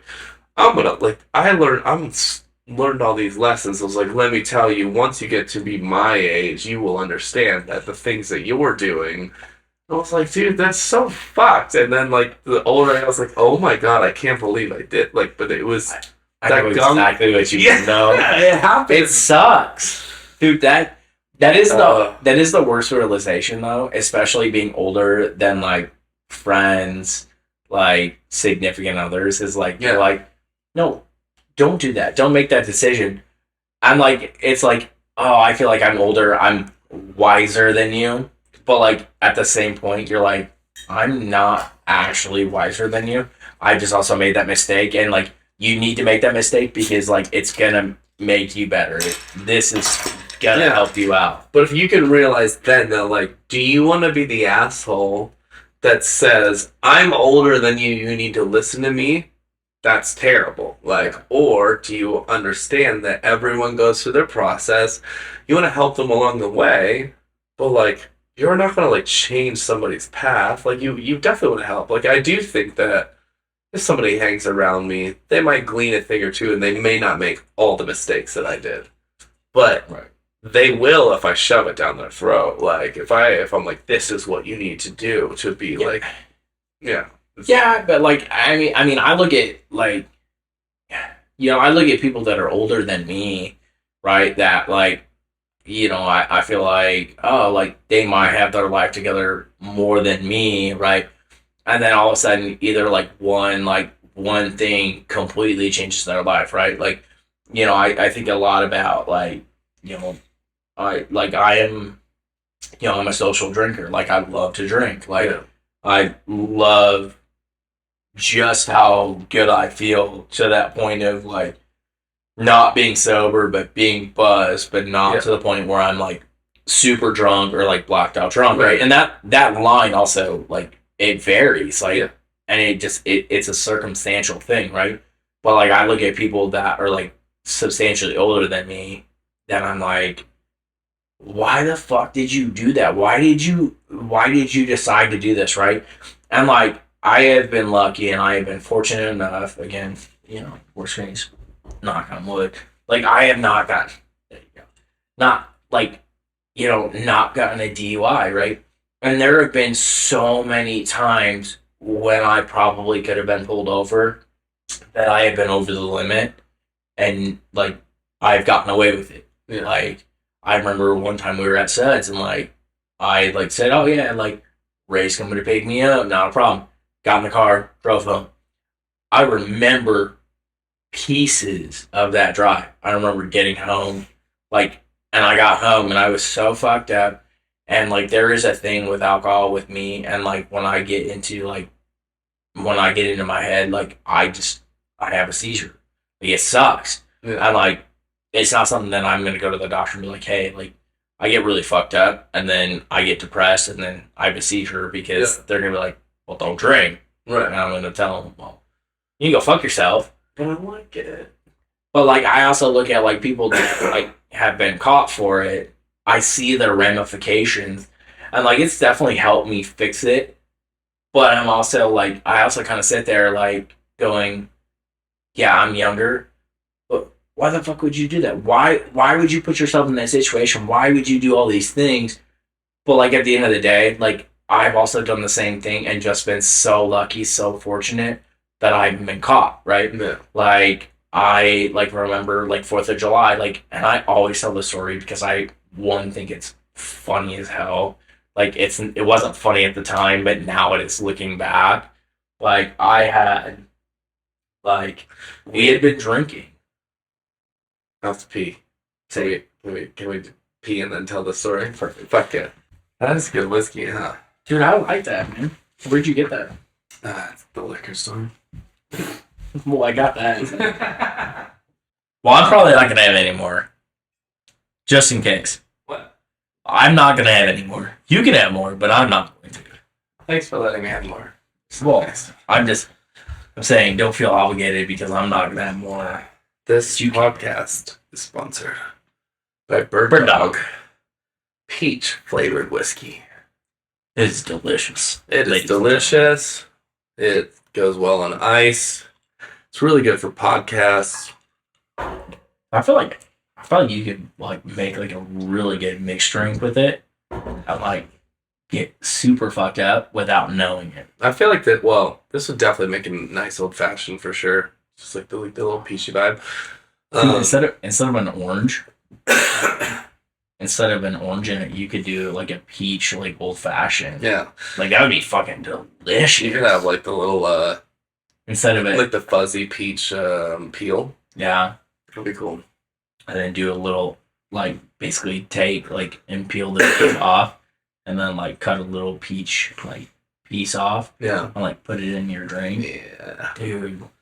Yeah, that smoky flavor though with that. That literally was my original. Dude, you get peach chips, and do like take like you know how they have like apple chips. Yeah. Do you get peach chips from like a peach tree that they've like cut down from an orchard? Yeah. You could smoke that with your old fashioned. Yeah. Okay. Ladies and gentlemen, try that. It's gonna be delicious. Trademark. Okay, so tell me. I like that I knew going into this bathroom break. Sometimes, like, by the time you go to the bathroom, you forget, but remember. So, tell me this July 4th story. So, 4th of July, I was still, like, kind of single as Pringle, like, kind of ended everything with all of my, like, ladies and shit like that. My roster, as we called it. Hashtag Suit Summer has come to the end. But it was so funny, right? So, like, you and I had hung out, like, the night before, got super fucked up. Yeah. And, like, we had debated, like, okay, are we gonna drive or not? And, like, I remember you're like, I'm okay.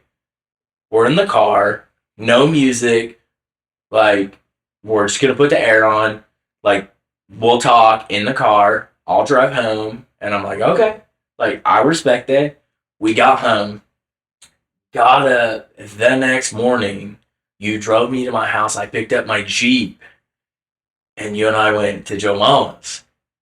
We met Lil Zach and Caleb over there. Mm. And I was like, I'm not going to drink. And I'm like, we got there, and I'm like, all right, I'll have a mimosa. Yeah. Then all of a sudden it was drinks just showed up. Shots just showed up at our table. And I'm like, I don't think I can eat because I feel like I'm literally going to throw this up because I'm still so fucking hungover Yeah. from this, right? I had also not realized just how much weed and coke like I had in the car.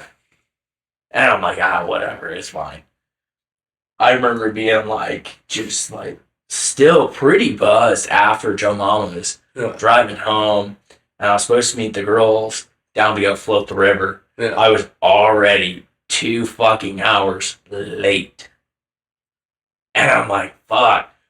Drive home, grab my inner tubes, change, start heading back, have to make a big fucking U-turn because I forgot my pump, like, to blow up the inner tubes. Yeah.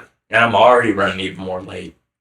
So I am, like, not thinking about speed limits. Oh, no. Going down the freeway. Going down, like, into the Y, going down into downtown, and it goes 60, 45, 35, right? Yeah. Well, I'm already so late, and I know that they're mad, like, because they are waiting on my stupid ass. And I can't really tell them, oh, I got, like, pretty fucked up, like, but I'm driving to you. Yeah. Because, like, other people were using my, like, floats, right? Yeah. And it was so funny, because, like, I, like, got down, and it was 35, and I was still doing 60. And I didn't realize that they put a speed trap right as you go into downtown. Yeah. I got pulled over, and it just, dude, it fucking scared the living shit out of me. Oh, I bet. Cop pulled me over, starts coming up, goes license, registration, proof of insurance, and I'm like, first off, am I going to be sober enough to, like, talk to the police officer? 2, do I actually have everything in the car right now? Yeah. And I'm like, all right, so I start going in, like, pulling everything out, got it, like, give it to the police officer.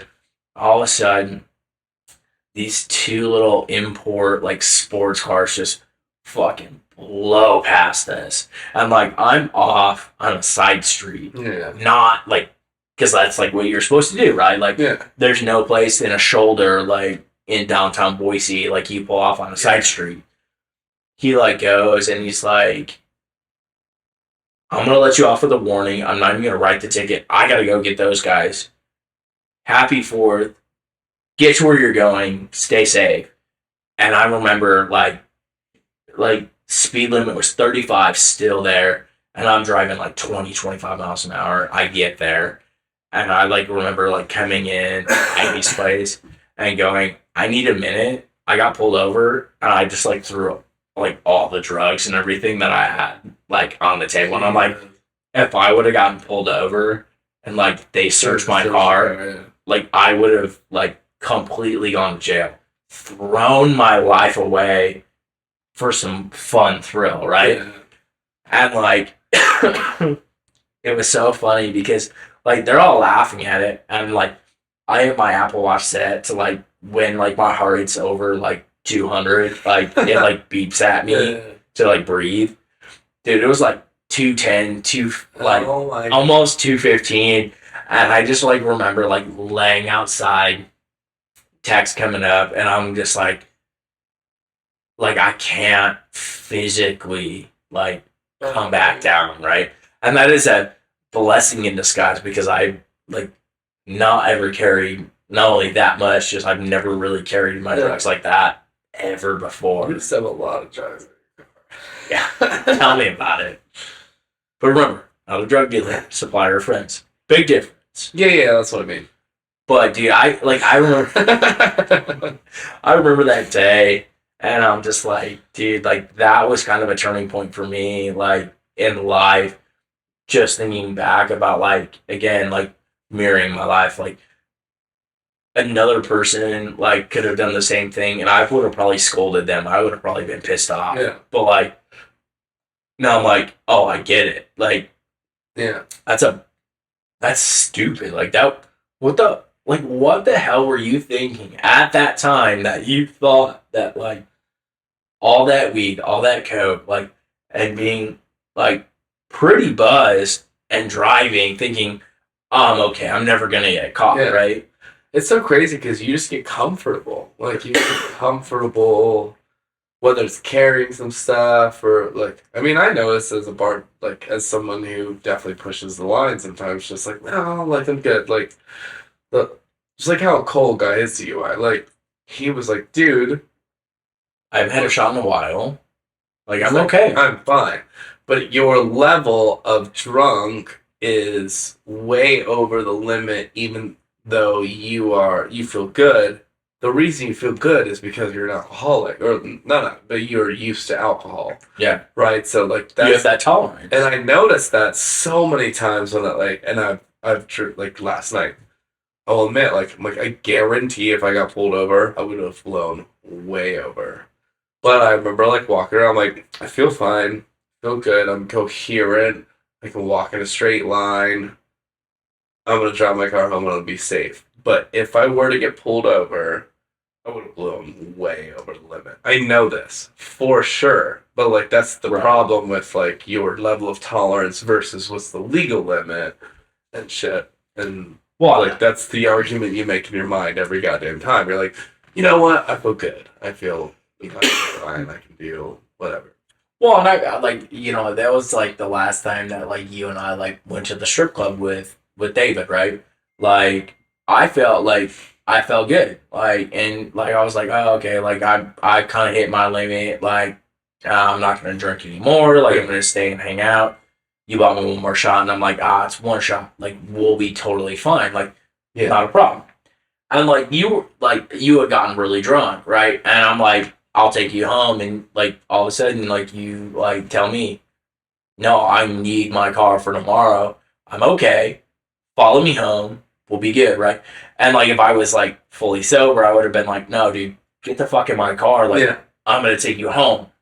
But then there was that other part. I'm like, it's all right. He'll be okay. Yeah. I'll follow him home. Not a problem. Dude, And like your driving was fine. Like you were immaculate. Like you pulled into the garage. Yeah. Like not a problem.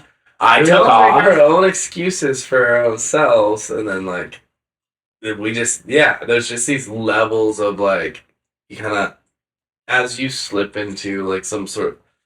Me and David talked about drinking. It was like it's slippery. Like you might want to like if you're sober for a while, and then when you start drinking again, you're like, well, I'm just gonna drink a little, and then you slip into it. Or like we were talking about being intentional with like drinking. So if I go into a photo shoot, I'll take 2 shots and it'll actually help me. Right. So like I'll actually get a lot done.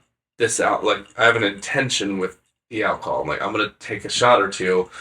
It's gonna give me confidence. I'm gonna like do this photo shoot. Right. I'm gonna have a lot of fun. It makes me more fun. It's funnier. Blah blah blah. But then I might continue.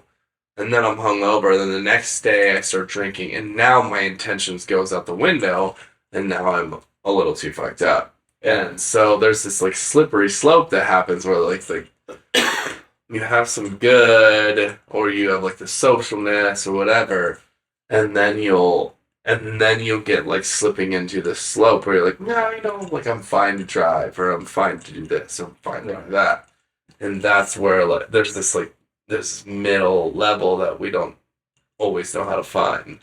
Well, I feel like too, like again, like back to like social drinking, like it's difficult to find that like fine line because like again, we all love to drink, like not even for just like the fact that we like the taste of like the drink that we're having. It's the fun social aspect. It's the like kind of stupid shenanigans after the fact, right? It's the fun stories that we get to share, and people like, oh, like you're an idiot, and like we're just kind of giggling, going, Good story. yeah, you're right. Yeah. But like that's like the hard line, and I like I don't even think that's like a young person's thing. Like everyone wants to have like that kind of funny story. Yeah. Like we all want to sit there and be like, "Oh, you had a story. I'm not trying to one up you, but let me tell you something really funny." Like, That's the thing about that's the thing about the story. Okay, go ahead. maybe just thought about this, but like complication, drama, like fucked upness creates good stories, right? Right. But those stories are only good if you didn't get either caught, killed, Or hurt somebody else. right. So the people that are not telling those good stories are the people that are in prison, did get caught, did hurt somebody else, etc. Right? So they call it like the winner's bias or whatever. Like I did this thing and I'm winning. So like it's all the stories are great. Like I can't deny that they're not good. Like I have a lot of close call stories. You have that close call story. Like there's a lot of close call stories. That close call story is really good because it's a close call. But is it a good story though? If you would have got caught and you were in prison for a year, that story would be a very sobering, like harrowing story, right? And then if you were to have like hit somebody and killed somebody, that would be a very different story, right? So we only hear the funny side of things from people that are like being funny and like telling. So there's this like bias because we're telling the funny stories because we like haven't been caught or we haven't, and even some of the ones that you get caught, like you like tell on the other side. But like I played in a band. I driven blackout drunk so many goddamn times. I have some, and I hear those stories, and I think they're funny. But like they hilarious. shouldn't be. But they are still funny because you weren't caught. But yeah, that's what I'm saying. Like, so if I was caught and now I live in prison, or if I did time for 2 years, it wouldn't be as funny anymore. You know, like then I'd be like, oh fuck, dude. Like, and then I would be telling cautionary tales instead of like funny stories. You know, and that's always it's like a risk versus reward sort of thing. And I'm not saying that you should go try out drinking and driving just to create like stories, but there is a push pull of life where there's like sometimes you risk a little and sometimes you don't. Well, I feel like there's also like a push pull of like just like doing something illegal, right? Like it's funny, like it is funny, it is exhilarating at the time, right? Like, and yeah, okay, there's one of those where like you're like, oh man, I shouldn't have done that, or like that was wild. Like, oh man, I'm so glad I didn't get caught, right? You think about it the next morning, right? Yeah. And like that's okay, but like I also feel like and not to knock anybody that like just has like a sober like predisposition, like, oh, I'm never gonna drink again, like blah blah blah. Like that's totally fine because that's also who you are, that's also your life. But like there's like, you're right, like I'm not trying to condone like drinking and driving, like I'm not at all. Yeah. But like there's also to the point though too of like I've seen those people like drinking and driving that I think is like really funny. Like a friend going, 20 over the speed limit in like a nice Cadillac, and all of a sudden turns into his house, goes, oh, I'm going to park it here so that way it's not on like my Ring doorbell. So that way they can't see it. Pick me up a block out so that way we can go back to a different bar, get even more fucked up. And then you're like, and he is fucked up. Like, I'm gonna Irish goodbye this bitch because I'm also sober enough to get myself home. Yeah. And like, it's just kind of one of those where it's like, that's a funny story, but like, then you think about like all of the ramifications, the repercussions that could have happened. Yeah. And you're like, man, I probably shouldn't have let that guy drive. But like, it makes a good story. Yeah. And like we are humans. We love those good stories. Yeah. We thrive off of those good stories. That's another thing too. like when you say like let someone drive, that's a thing that I've struggled with for especially as a bartender who's serving somebody. Oh, for sure. There's the statement that says friends don't let friends drive drunk. But what I've, at least from my own perspective, like people are gonna do what people do. Yep. And I can offer my advice. I can be like, listen, man, I don't think you should drive. Give me your keys. Yeah. But that guy's not gonna give me his keys. And if he does, then he knows. So he's like, oh, you're right. That's fair. Like, you can ask. But, like, if he doesn't, what am I going to do? Am I going to tackle him? Am I going to, like, that's typically not going to happen, right? And there are moments where you can offer your best suggestion or choice or whatever, but ultimately a person will do what a person does. And I've had to, like, kind of wrestle with this a long time, and I don't have, like, a right or wrong answer, but I've just noticed that, like, if I were to constantly help someone not do, like, drive drunk when they're around me, they'll just do it the next time. And so people learn their own lessons as they go through life. And it sucks. But so, like, I tried to figure out a way to, like, not be guilty, because if somebody was around me and then they got in trouble for someone, whether they got DUI, whether they fucked up, I'm like, dude, they made their own decision. Right. And I don't know how to change that. I can't make them make a good decision. I can try to help them. I can try to influence them. I can try to be like, hey, man, I don't think you should do this. I was thinking about that time, actually. We talked about it when we were at the Vista. You came down. It was like after your friend just passed. And you came over. We're like, let's get fucked up. We went down and sang karaoke. And David was super fucked up. And I was just like, yeah, come with us. And then he's like, I think I'm going to stay. And I was like, oh, shit. Like, I don't know how to handle this.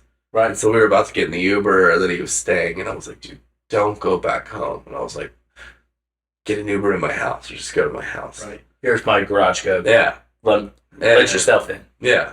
And I was like stoked. He did. He went to my house. And I think he might have drove to my house. But at least that's like closer than driving the whole way out to Meridian. Right. But yeah, like that shit terrifies me. But I'm like, there was nothing that I could say to him that would make him come with us. Right. And there's nothing that I could say to him to be like, get in this Uber that I'm taking you to wherever. Like, he's still going to make his own decision. Right. Well, and like again, you know, I think that's the other thing though too, is like, okay, so even if you would have put him in the Uber, like, and hung out with us, like, potentially how much more trouble could he have been in? Like, how much more could not only him, but like everybody else that was with us, like, gotten in trouble, right? Yeah. And like, that sucks. You know, I mean, I, like, you know, yesterday, right? Like, went out, like, was drinking, you know, left, thought I was gonna see somebody, like, race, like, didn't, because I didn't, like, ask, like, the right questions of the people that were racing, right? Yeah. Like, went to the wrong place, came back, got another drink, and, like, you know, me and Ty went to one place, the girls went to the other place. I said, hey, you good to drive? Somebody says yes. Yeah. Let him drive. Like, because that's also not my place, because I've also been in that spot of when somebody asks me, are you good to drive? And I'm like, yeah, I'm good. Because, like, you can't, like, because I've also been in that same position, right? Went over, invited somebody else over. We're pretty out there. Like, shit didn't go as well. And then all of a sudden you're helping somebody into an Uber. And, like, you know, again, like, you have that moral dilemma of, okay, like, he's in an Uber, you know he's going to get home, you know he's going to be fine. However, it's one of those where you're like, okay, like, there's other people involved into that situation. Yeah. So, you know, like, and like, you know, the girls were kind of buzzed, and, like, yeah, okay, you know what, they could have probably driven. Right, I don't think that they would have been under the legal limit, but they could have still gotten home. Right. I said, hey, you know what? Just call an Uber. We'll get your car tomorrow, or I'll get it tonight. Like, it's a $6 Uber from where we were at to home. Yeah. Here's 20.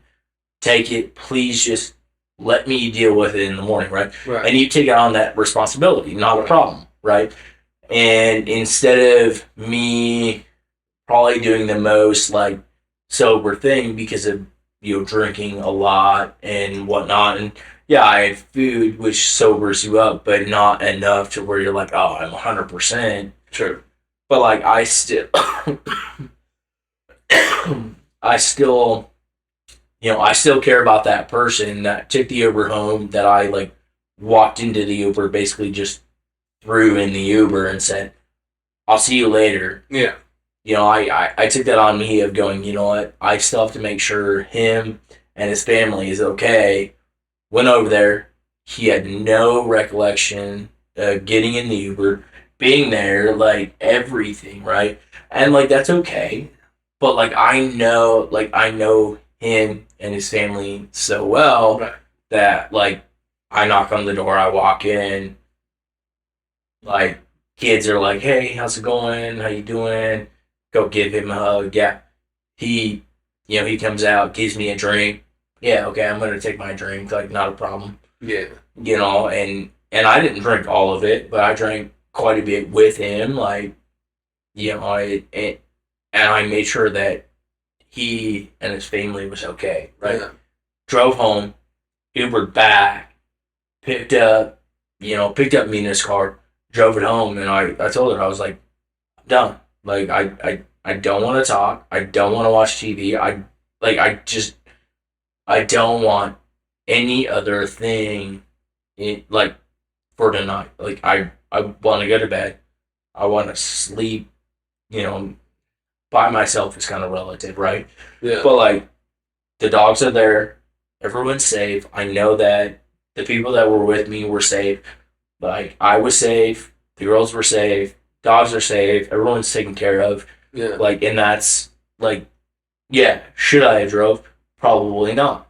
But I did because that risk to reward analysis was I have to make sure everyone else is safe. Yeah. And if I get fucked up, I get pulled over, I go to jail. At least I did the right thing. Yeah. And that is not a good thing to feel, but it's better with my conscience than like everything. I just let everything be everything, right? Yeah, yeah. Because things could have been so much worse. Dude, I think that is a thing that probably more people deal with than they realize. Like those, like the subtleties of the questions of navigating life and where you're at. Like whether it's like a family get together or whether it's like a few too many drinks in a restaurant and managing people. Like you're like, it's not like you're not just thinking about how do I get home. You're thinking about how does This home person. person do that, and oh, I'm worried about this. So there's that happens all the time. People don't really talk about it, but like you're like, I mean, I think this happens a lot for me as a bartender. I'm like, I want to make sure that this person goes and this, but like also myself, like I am still a person that I should be worrying about, but I'm not because I'm also worrying about them and them and them. Right. And there's no there's no format or game plan or book on how to handle it. That's something that a lot of people deal with.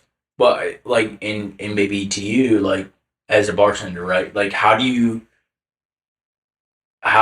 deal with like being selfish, right? Because you're in an industry that you still want people there, spend more money, tip better because they're a little bit more drunk. But then there's also to a point of like selflessness, right? Like you want them to make it home safe. Like you want them to be like okay, right? Like I feel like that's hard, like just in an environment of a bar, right? Like how do you personally, how do you gauge like when you feel like you should intervene, or when do you feel like you should be like, bro, I think you shouldn't drive, or I think Yeah, that's you're just okay. hard. That's just hard. Like for example, last night, there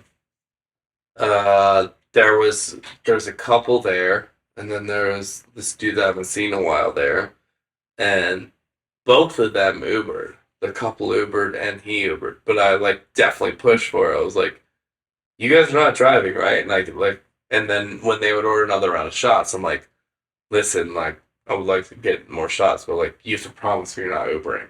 And then You're not driving, but Uber. yeah, sorry, you're not Yes. driving. But there are times where people will tell you what you want to hear and they'll still do it. And those are the times where you're like, fuck, dude, I should have checked out more on them, but that is on them. Like, they promised me that they were Ubering and then they didn't, you know? So those are the times where, like, it's kind of shitty, but you're like, fuck, dude, you did say that you were doing it. But so last night, that couple definitely Ubered. And I, like, saw the Uber come up. I saw their, like, screen. I'm like, fuck yeah. Like, drank a lot. Good job.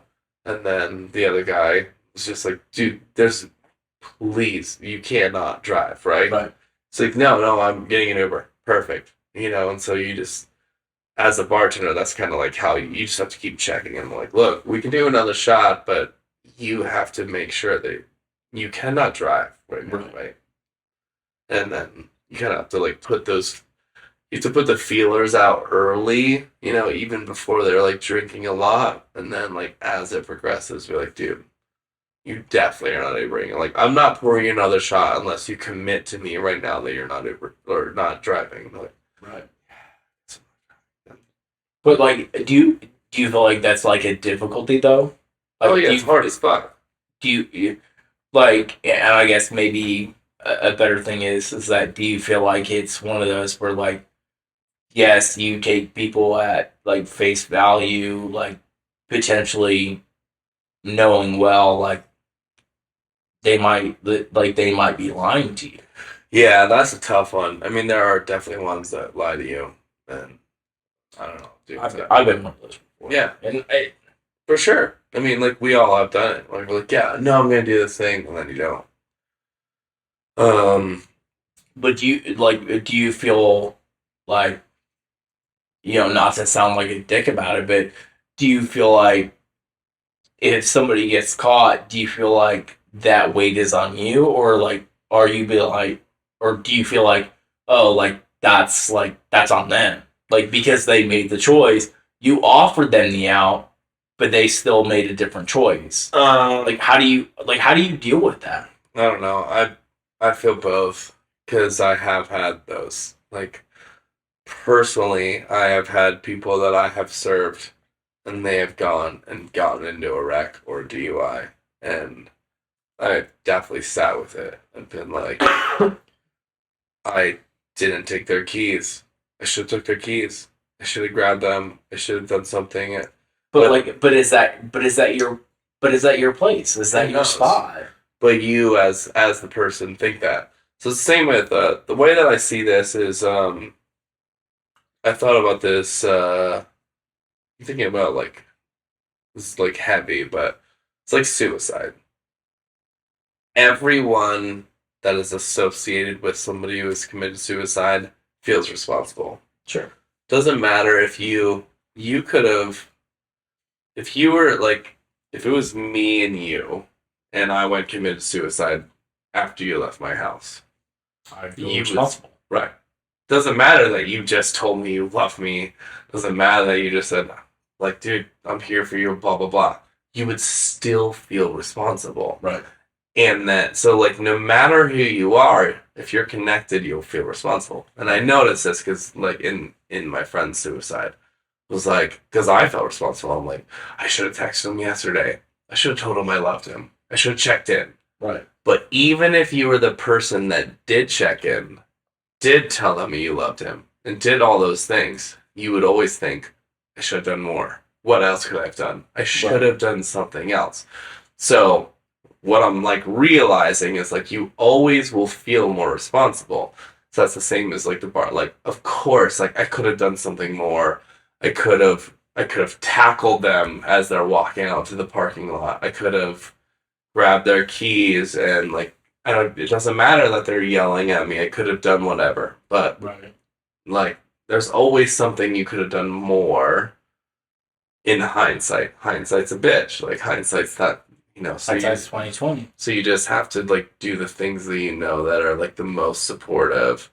But yeah, in the bartender realm, there's always it's a bit tricky because you're managing 50 drunk people and you don't know if that last person you're like, hey man, are you getting an Uber? I'm getting an Uber for sure. And then you have to wait on 20 other people and you didn't And that person walks out. Yeah. And then you couldn't don't check know. on them, right? Yeah. Or I mean there's lots of situations like that. Or like a person comes in, you didn't realize that they were drunk. Like I had this happen to me many times where I overserved someone because they walked in completely wasted, but because I'm busy and I'm like, drinks, drinks, drinks. Hey man, what's up? Oh shit.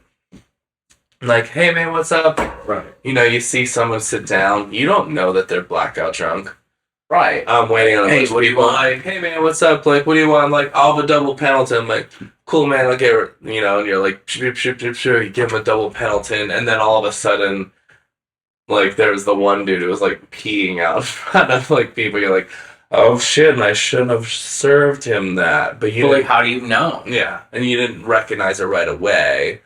And then hindsight will always be like, oh fuck, I should have like known. I should have looked at it. I should have done those things. So. But like I don't know. I feel like that's kind of the difficulty though too of like being like again being a patron and like being like okay I'm gonna go to one place drink a little bit like still like again like tolerance being high still feeling okay like then go to the next place and keep drinking right like because you feel like oh okay like I'm as bad as that sounds like I'm a good drinker. Like I know I can handle more than most people, right? Yeah. Than the average, right? They say for men, men can usually take at least 4 beers and a shot, right? Yeah. Before like you're probably to that level. Yeah. And like that's And then like, if you hit that, you can then go like 1 shot per hour and maintain. right. So you're like, okay, well I can do like these. But you look at like a lot of like other regulars, right? Like they do the copious amounts of drinking, they do all these extra things, and yeah, okay, probably their tolerance is a little bit higher. Yeah, quite a few of us are a little bit heavier set, like, and we're like, oh, like we can have that extra beer or that extra shot, right? And it's that self, you know, recognition of man maybe I shouldn't right and like a good example was earlier this week right like I walked in to St. Pauli's. One, I wasn't feeling well. Two, like then all of a sudden shots are ordered and they're like oh do you want a shot and I'm like oh man I've been doing really good at like feeling better taking it to St. Pauli's like hanging out still having a good time with everyone but still being sober as all get out. And then you're like, oh, I guess I'll take a shot. Like, why not? And then you're like, oh, I took that shot. Well, I've already had alcohol now today. I might as well just go with the big Coors Light, right? And that's okay. But there's also to that point of, okay, like, now I'm starting to flirt with the line of, okay, I've already had all these drinks, things like that. Or like, going from one place to the next place to the next place and doing the bar hopping, right? Like it's hard, like at the end being like, oh, like I only had, 8 beers in 4 hours and 2 shots. I should be fine. Like, oh, I was good throughout. And then you get home and then you start like, at least for me, like I start like laying back in bed going, man, maybe I shouldn't have. Yeah. And you second guess that and you're like, yeah, I didn't get caught. Like, I had the fun stories, but I didn't get caught. Like, does that outweigh, like, the potential risk, the potential, like, problems that could have like arose. Yeah. And that sucks. That is a shitty fucking way to live. Well, I didn't get caught, so I might as well do it again. And you keep doing it, and you keep pressing your luck. Yeah. And at some point, it is the natural order of the world. That luck is gone. Yeah. Dude, that's so funny because I was talking to the girl I got from a massage from, and she was like, "Yeah, what did she say? She said something about I don't have." She gave her mace away for somebody because they got raped or something, or they got assaulted. She's like, my friend got assaulted, so I gave her my mace. So I don't have my mace. I was like, so what do you have right now? She's like, well, I don't have anything. I was like, you should have a rape whistle or mace. And I was like, you don't want to wait until you have the thing to then get the protection. Right. But that's how our brains work. We're like, well, I haven't gotten caught, so I'm gonna keep doing the thing until I get caught. But Right. so if I'm a hot girl, I mean, it just seems very similar. Well, if I'm a hot girl, I don't want to get a rape whistle after I get raped. I want to get a rape whistle so I don't get raped. Right. But what happens is you get raped, and then I should get a rape whistle. Right. But then your hindsight is I should have had the rape whistle before. Right. Not that a rape whistle is the end all be all of So it's still it's the ideology of that. Yeah. So I was just you should probably have that thing before you deal with the traumatic experience. Yeah. So you don't want to just be driving around town drunk until you get caught and then be now I should not do this. Right. You should be I should probably not do this as much so that way I don't get caught or get in that situation. Well, and I feel like that's also kind of the weird thing though too. This is again, there's a place I go that they offer the basically the self breathalyzer, right? The single breathalyzer, you blow into it, right? And I know that there were plenty of times we had a friend that, well, an acquaintance, I shouldn't say friend, an acquaintance that had it on his skis, and we were all kind of fucked up, blowing into it, and being who's higher? Come on, somebody's got to be higher than the other person, right? But I bought a couple of those just so I know where I'm at, and I look at it going, oh, I'm legal limit is 0.08, and I'm oh, I'm 0.1. All right, I'll wait here for 10, 15 minutes, just slurp down just a shit ton of water, maybe it'll put me back down. And I never test myself again.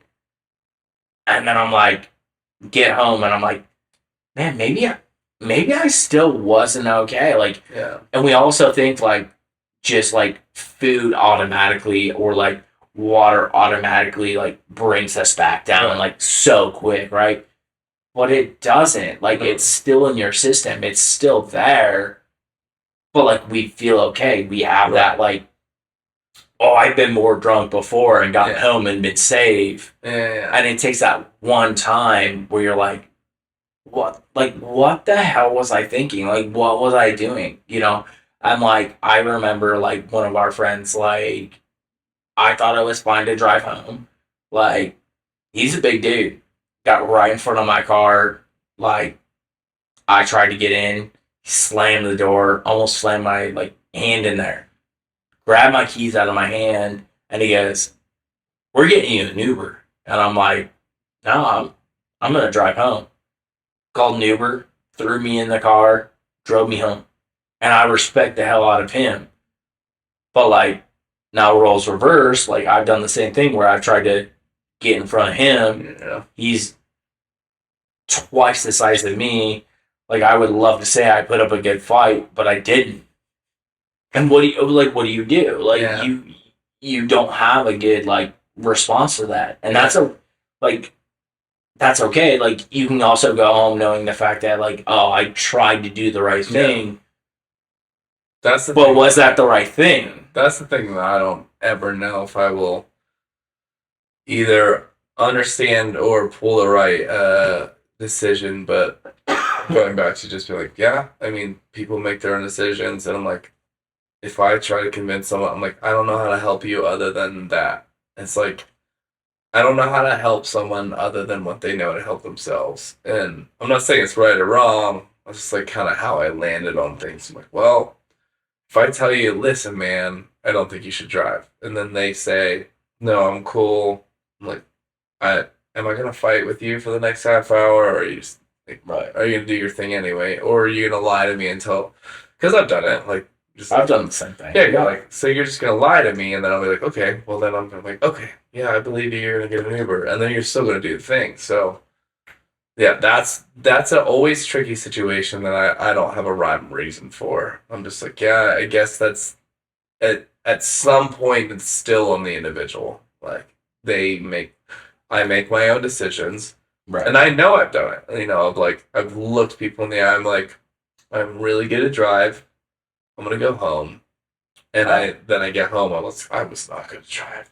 Or I'll tell someone I'm getting an Uber. And you still drive home. Yeah. Well- We've done it. Like and then they're like, you just make them assured just so you don't have to have the fight. And then you're like, but I still drive. And But like, ultimately that's on me. That is my decision. Like I wouldn't fault anyone else for like, you shouldn't have let me drive. Like right. that was my decision. You Right. know? But I feel like that's hard not only with like, I've never been in your situation where I'm like serving somebody alcohol, right? Like, yeah, okay, maybe a party or whatever, like, but that's different. But like, I feel like that's the other kind of difficulty though too. Is just like, again, you have to take somebody for face value. Like, you have to take somebody for like what they're gonna do, and like, if they make a bad decision, like they make a bad decision. Like, you have to, as bad as it sounds to you, like, you have to respect that. You have to accept it, right? Like, you have to accept the fact that they're gonna take this into their own hands, right?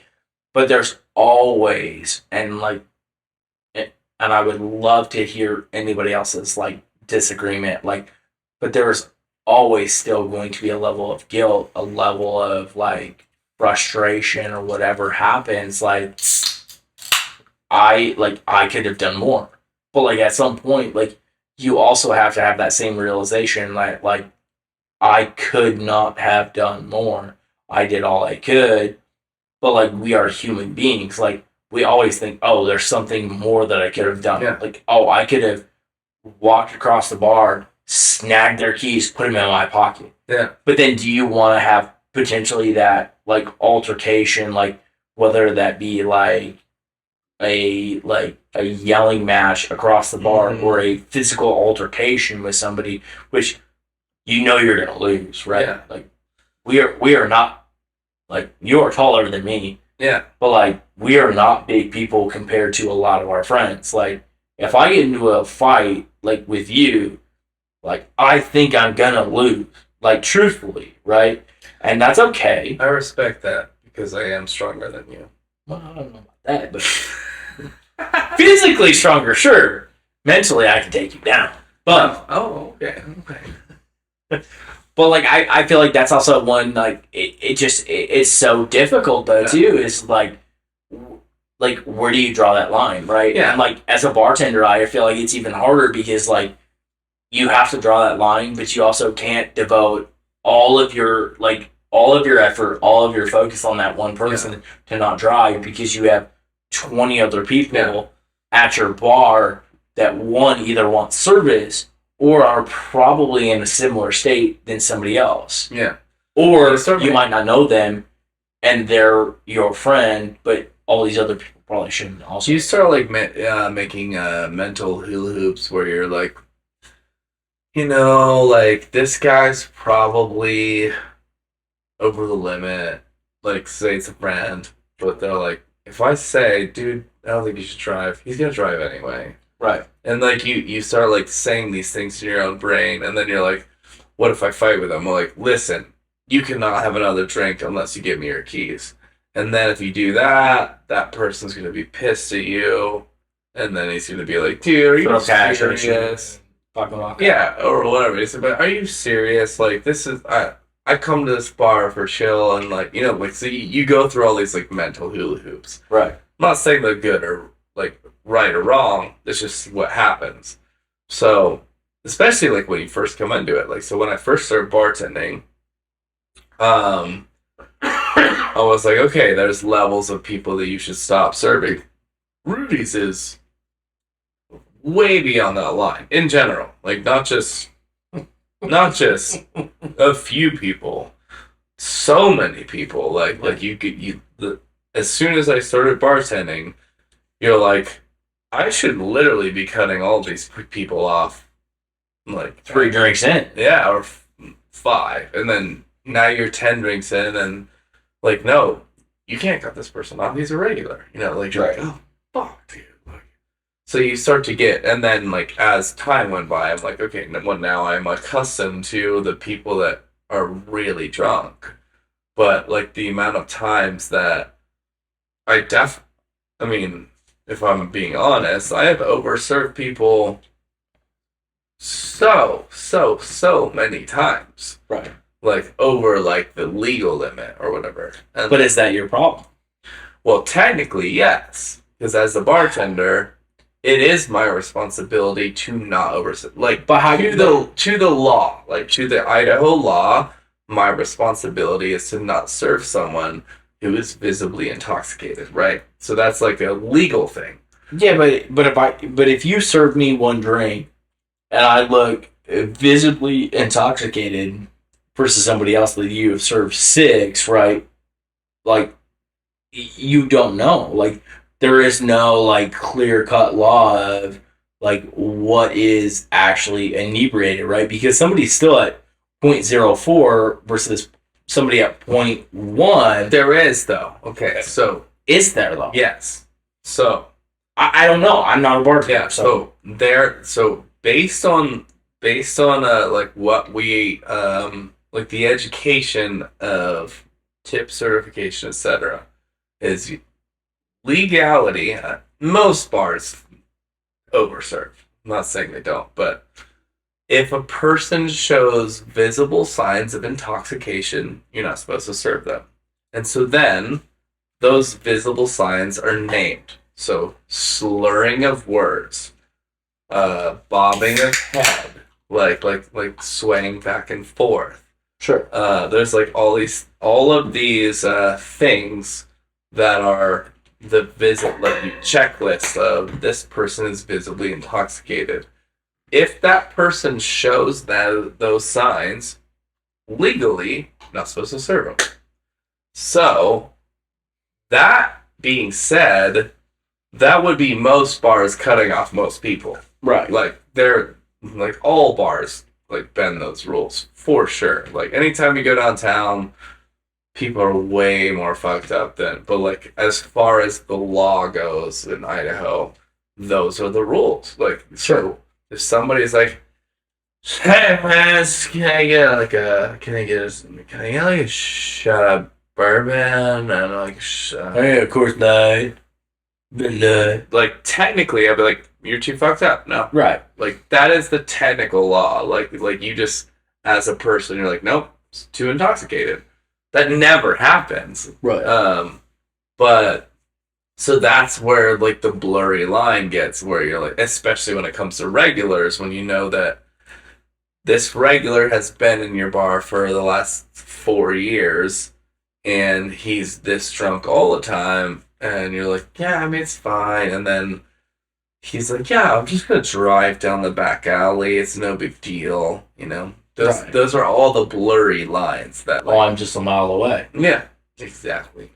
But like I also feel like too, like, which is kind of a downside, like not only for like, you know, the places that I frequent, but just in general, like I can go down, still have a decent conversation, and one, I use the example of like I have a list.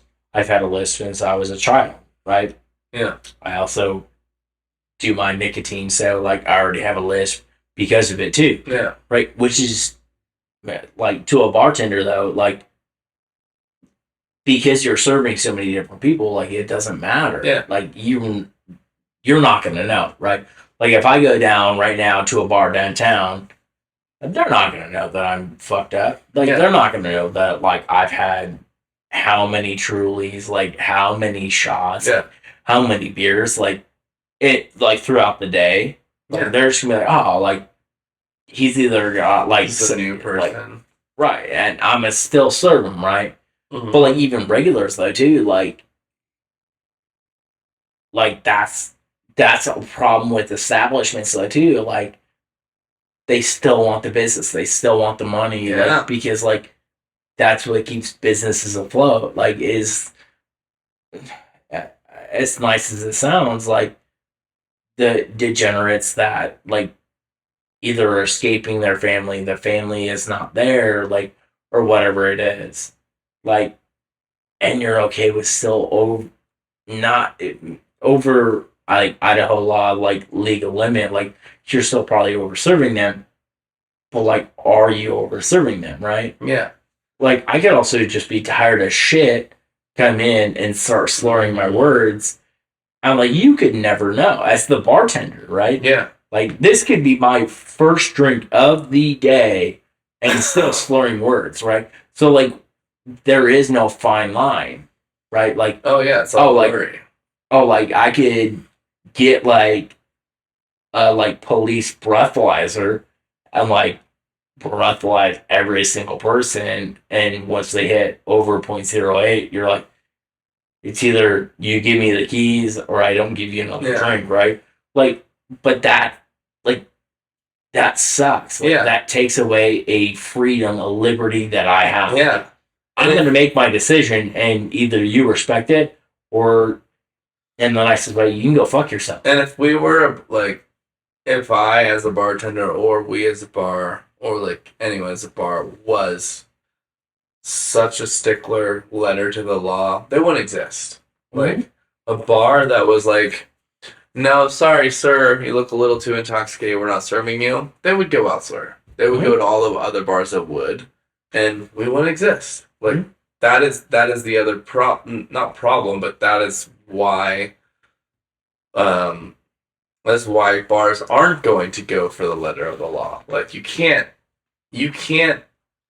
business wise cut off everyone that slurred a little bit, looked a little bit glassy eyed, whatever, because you literally will cut off all your business. And then you're like, and then they will choose to go to Homestead or wherever the fuck else, which I would too. You know, I'm like, you're not going to serve me? Fuck you, I'm going to go somewhere else. Right, I'll take my money elsewhere. Exactly. And that's what would happen. So, of course, that culture, like, you have to serve some, like, even if you're a downtown bar, like, if I'm downtown, if I'm Cactus, and I cut off every 21-year-old that's a little too fucked up, they're going to go somewhere else. Right. Like, this is not the bar for us, we're going to go over there. Right. And now you have no business. Well, and, like, that just plays, like, a downside into bars, but, like, bars are, like, it sounds bad, but bars are so, like, they still want the best interest in their patrons, like 100%. But like, there's also to a point of like, money talks, right? Like, that is the reason why bars still have regulars that like, okay, yeah, you know what, I may overserve them, but like, they're still keeping my business afloat. Like, they're still tipping like my servers, my bartenders, like my bussers, etc., heavy, so that way my business stays afloat. Yeah. And like, again, it is a fine line of, okay, no, right? Because if you cut everybody off, let's say worst case, you cut every single person off at 4 beers and a shot. Yeah. Regardless of over the legal limit or not, like both men, women, skinny, husky, whatever, right? You cut them off, right, at 4 and 1. Yeah. Like, they're going to go, fine, fuck you, fuck off, I'm going to take my business elsewhere. And then you will not see that person again because they know they can go to some other establishment, get better service, more drinks, more this, more that, take out price, like more of everything, and then they don't have to worry about it, right? Which it's shitty, but that's business. Like that's business in a like in a restaurant that serves alcohol. That's business that is a bar and grill, a pub and grill. Like, and again, like the tolerance of somebody who's a regular alcoholic can probably do 6, 7, 8 drinks, couple of shots, and still be like pretty close over like 4, 6 hours, right? Yeah. But that one person that comes in that all of a sudden does 4 beers in 2 hours and a shot, like is way over the legal limit. Yeah. Or like that like person that is coming in for the first time, and you have these regulars there that are just shit canned, but still like they're okay. You can't be like, oh, sorry, sir, I can't serve you, but I'm gonna keep serving the guy that's fucked up. Like there's no perfect system. Yeah. Right? Like the perfect system would be every single bar has to adopt. You have to blow into a breathalyzer before I give you a drink or give you a shot. Which no one's gonna do that because I could be fucked up on pills, I could be fucked up on shrooms, I could be fucked up on any other drug and still get a drink, right? Because I'm not over the legal limit, but I can still be fucked up and should not drive. Do you think that they're gonna move to that with like vehicles in general? Like the whole like the little glow stick or the breathalyzer? Do you think so? Or like No. Not at all. Why? I'm very curious about this. Why would they? I think of it as like seatbelt laws. So I don't know. I kind of see it as being a thing. Yeah. Like if they made the vehicle industry, like Chevy, like GMC, Toyota, blah blah blah blah blah. Like, look, you gotta install these things on all the trucks. I thought that it might move down the pipe. Not sure. I was just curious. But I don't think that they would because like one like then also like you're also limiting like it sounds bad, but you're also limiting like police, your local like you're like limiting the amount of like tickets. Like our system. Oh yeah, like they make money on the tickets of. They make so much money not on the tickets, but like even on like going through like the court process, like the legal system of everything, like and like that's shitty to say, but like that is what they like make good money on. Like yeah, that's how like lawyers and attorneys like make money. Like that's how judges make money. Yeah, that makes sense. It's like parking tickets. Like the state makes a lot of money on parking tickets. So by the way, I'm just gonna throw this out there. I'm gonna say this directly to the camera. Fuck parking tickets because that is the worst thing. And I understand that you want to pay for roadways, but guess what? You have taxes for a fucking reason. Allocate your money correctly, and we would do so much better. Sorry. Yeah. Also, I hate that. Can I say something to this camera? Becky, you better text me back.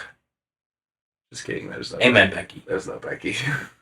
No, I guess what if there was a Becky listening? Oh my gosh, I'm gonna text him back. She's like, I've never even met this guy, but oh my god. Oh my god, here's his number. Dude, my funniest one, not funniest one, but like, I don't think I showed you this, but Tyler did that. Like, I was fucked up. Like, drinking. Oh, on the Rumble? Yeah. And he leans into the camera, he's like, Josh, listen to me. Yeah. And you said it to me. Yeah, so I'm sitting here. He's leaning into the camera, like talking to the camera. And I'm like, he's like, Josh, I'm talking to you right now. And I'm sitting here, like drinking. I'm like, Tyler, I'm right here. And he's like, no, not you. Yeah. Future Josh. and then I don't even remember this. So then I see it later as I'm like rewatching the thing. And it like, because I blacked out during that, so I don't remember it. And then I see it later, and he's looking at me as I'm watching it. And he's like, "Josh, this is what I was like. Oh fuck, Dude, I understand that. that's pretty funny. Future Josh. No, Yeah. I need you to understand something. see the duality of life. No, I think that's the other thing about like our friend group, like is like we fuck with each other a lot, like but there is also so much love like in our like friend group, like that like people can get like real fucked up, and like we're all still cool, like we're all still friends, like we could say something that's like really fucking bad, like really fucking shitty, Yeah. and like get all pissed off, like storm out, throw a drink in the face, be like, "Oh fuck you," walk out. Next day, "Hey man, how's it going?" Like, Yeah. and like, yeah, maybe that's the alcohol talking or like whatever it is.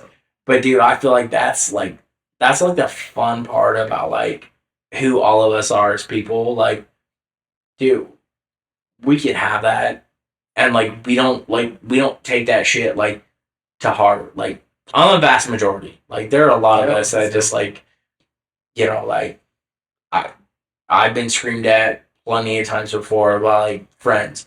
That's okay. Like that's cool. Like fucking yell at me. Like I sit there and kind of fucking giggle because I'm like, and is that all you got? Come on, keep going. Come on. You like pain though. Well, yeah, I'm a masochist, but that doesn't matter. I'll buy you a shot if you tase me in the ass. Like really? Like no. You've already done it twice. I feel like I can hold my own for like another like 3 seconds. And speaking of masochism, we do need to get some tattoos together. Like, Dude, I on want the same day. I mean, like tattoos, like right now, like I'm still in. However, we're gonna bleed bad. Cause I don't mean like right now, but what I'm saying is, like, do you want to end the podcast and like go get them now? Because I'm always in. is that even I love a feasible thing? Probably not, but maybe we find a little janky place. We might get some Pepsi, but fuck it. I already have it. I thought that's what your hat means.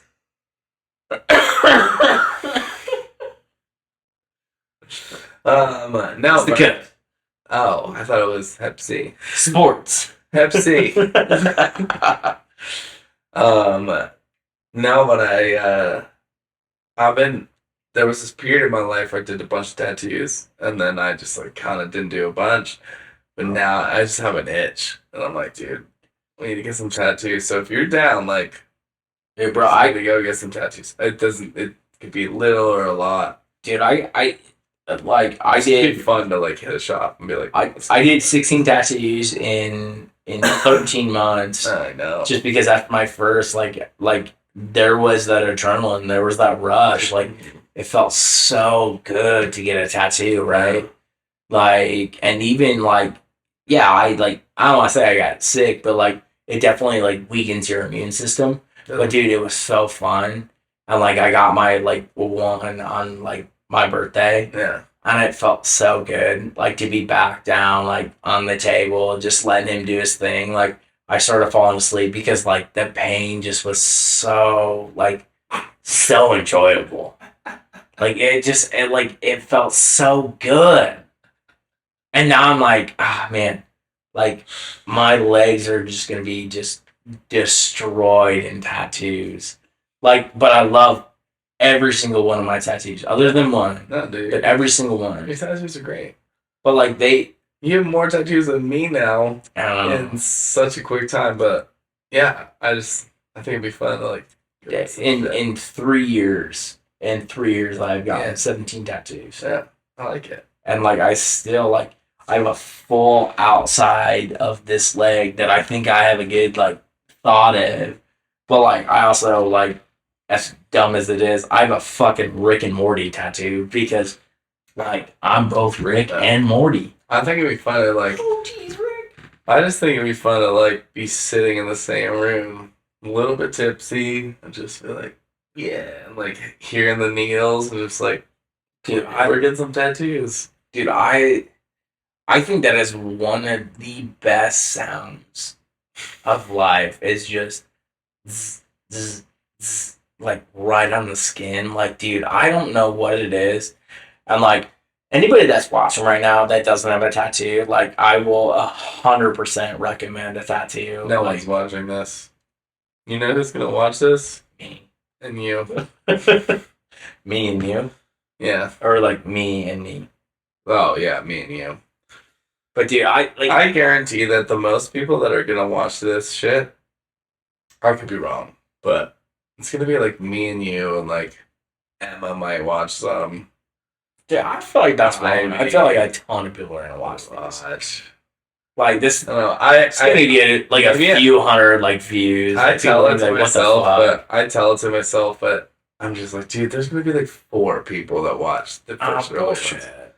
No, but I like it because if I tell myself that 4 people are gonna watch it, Like 400.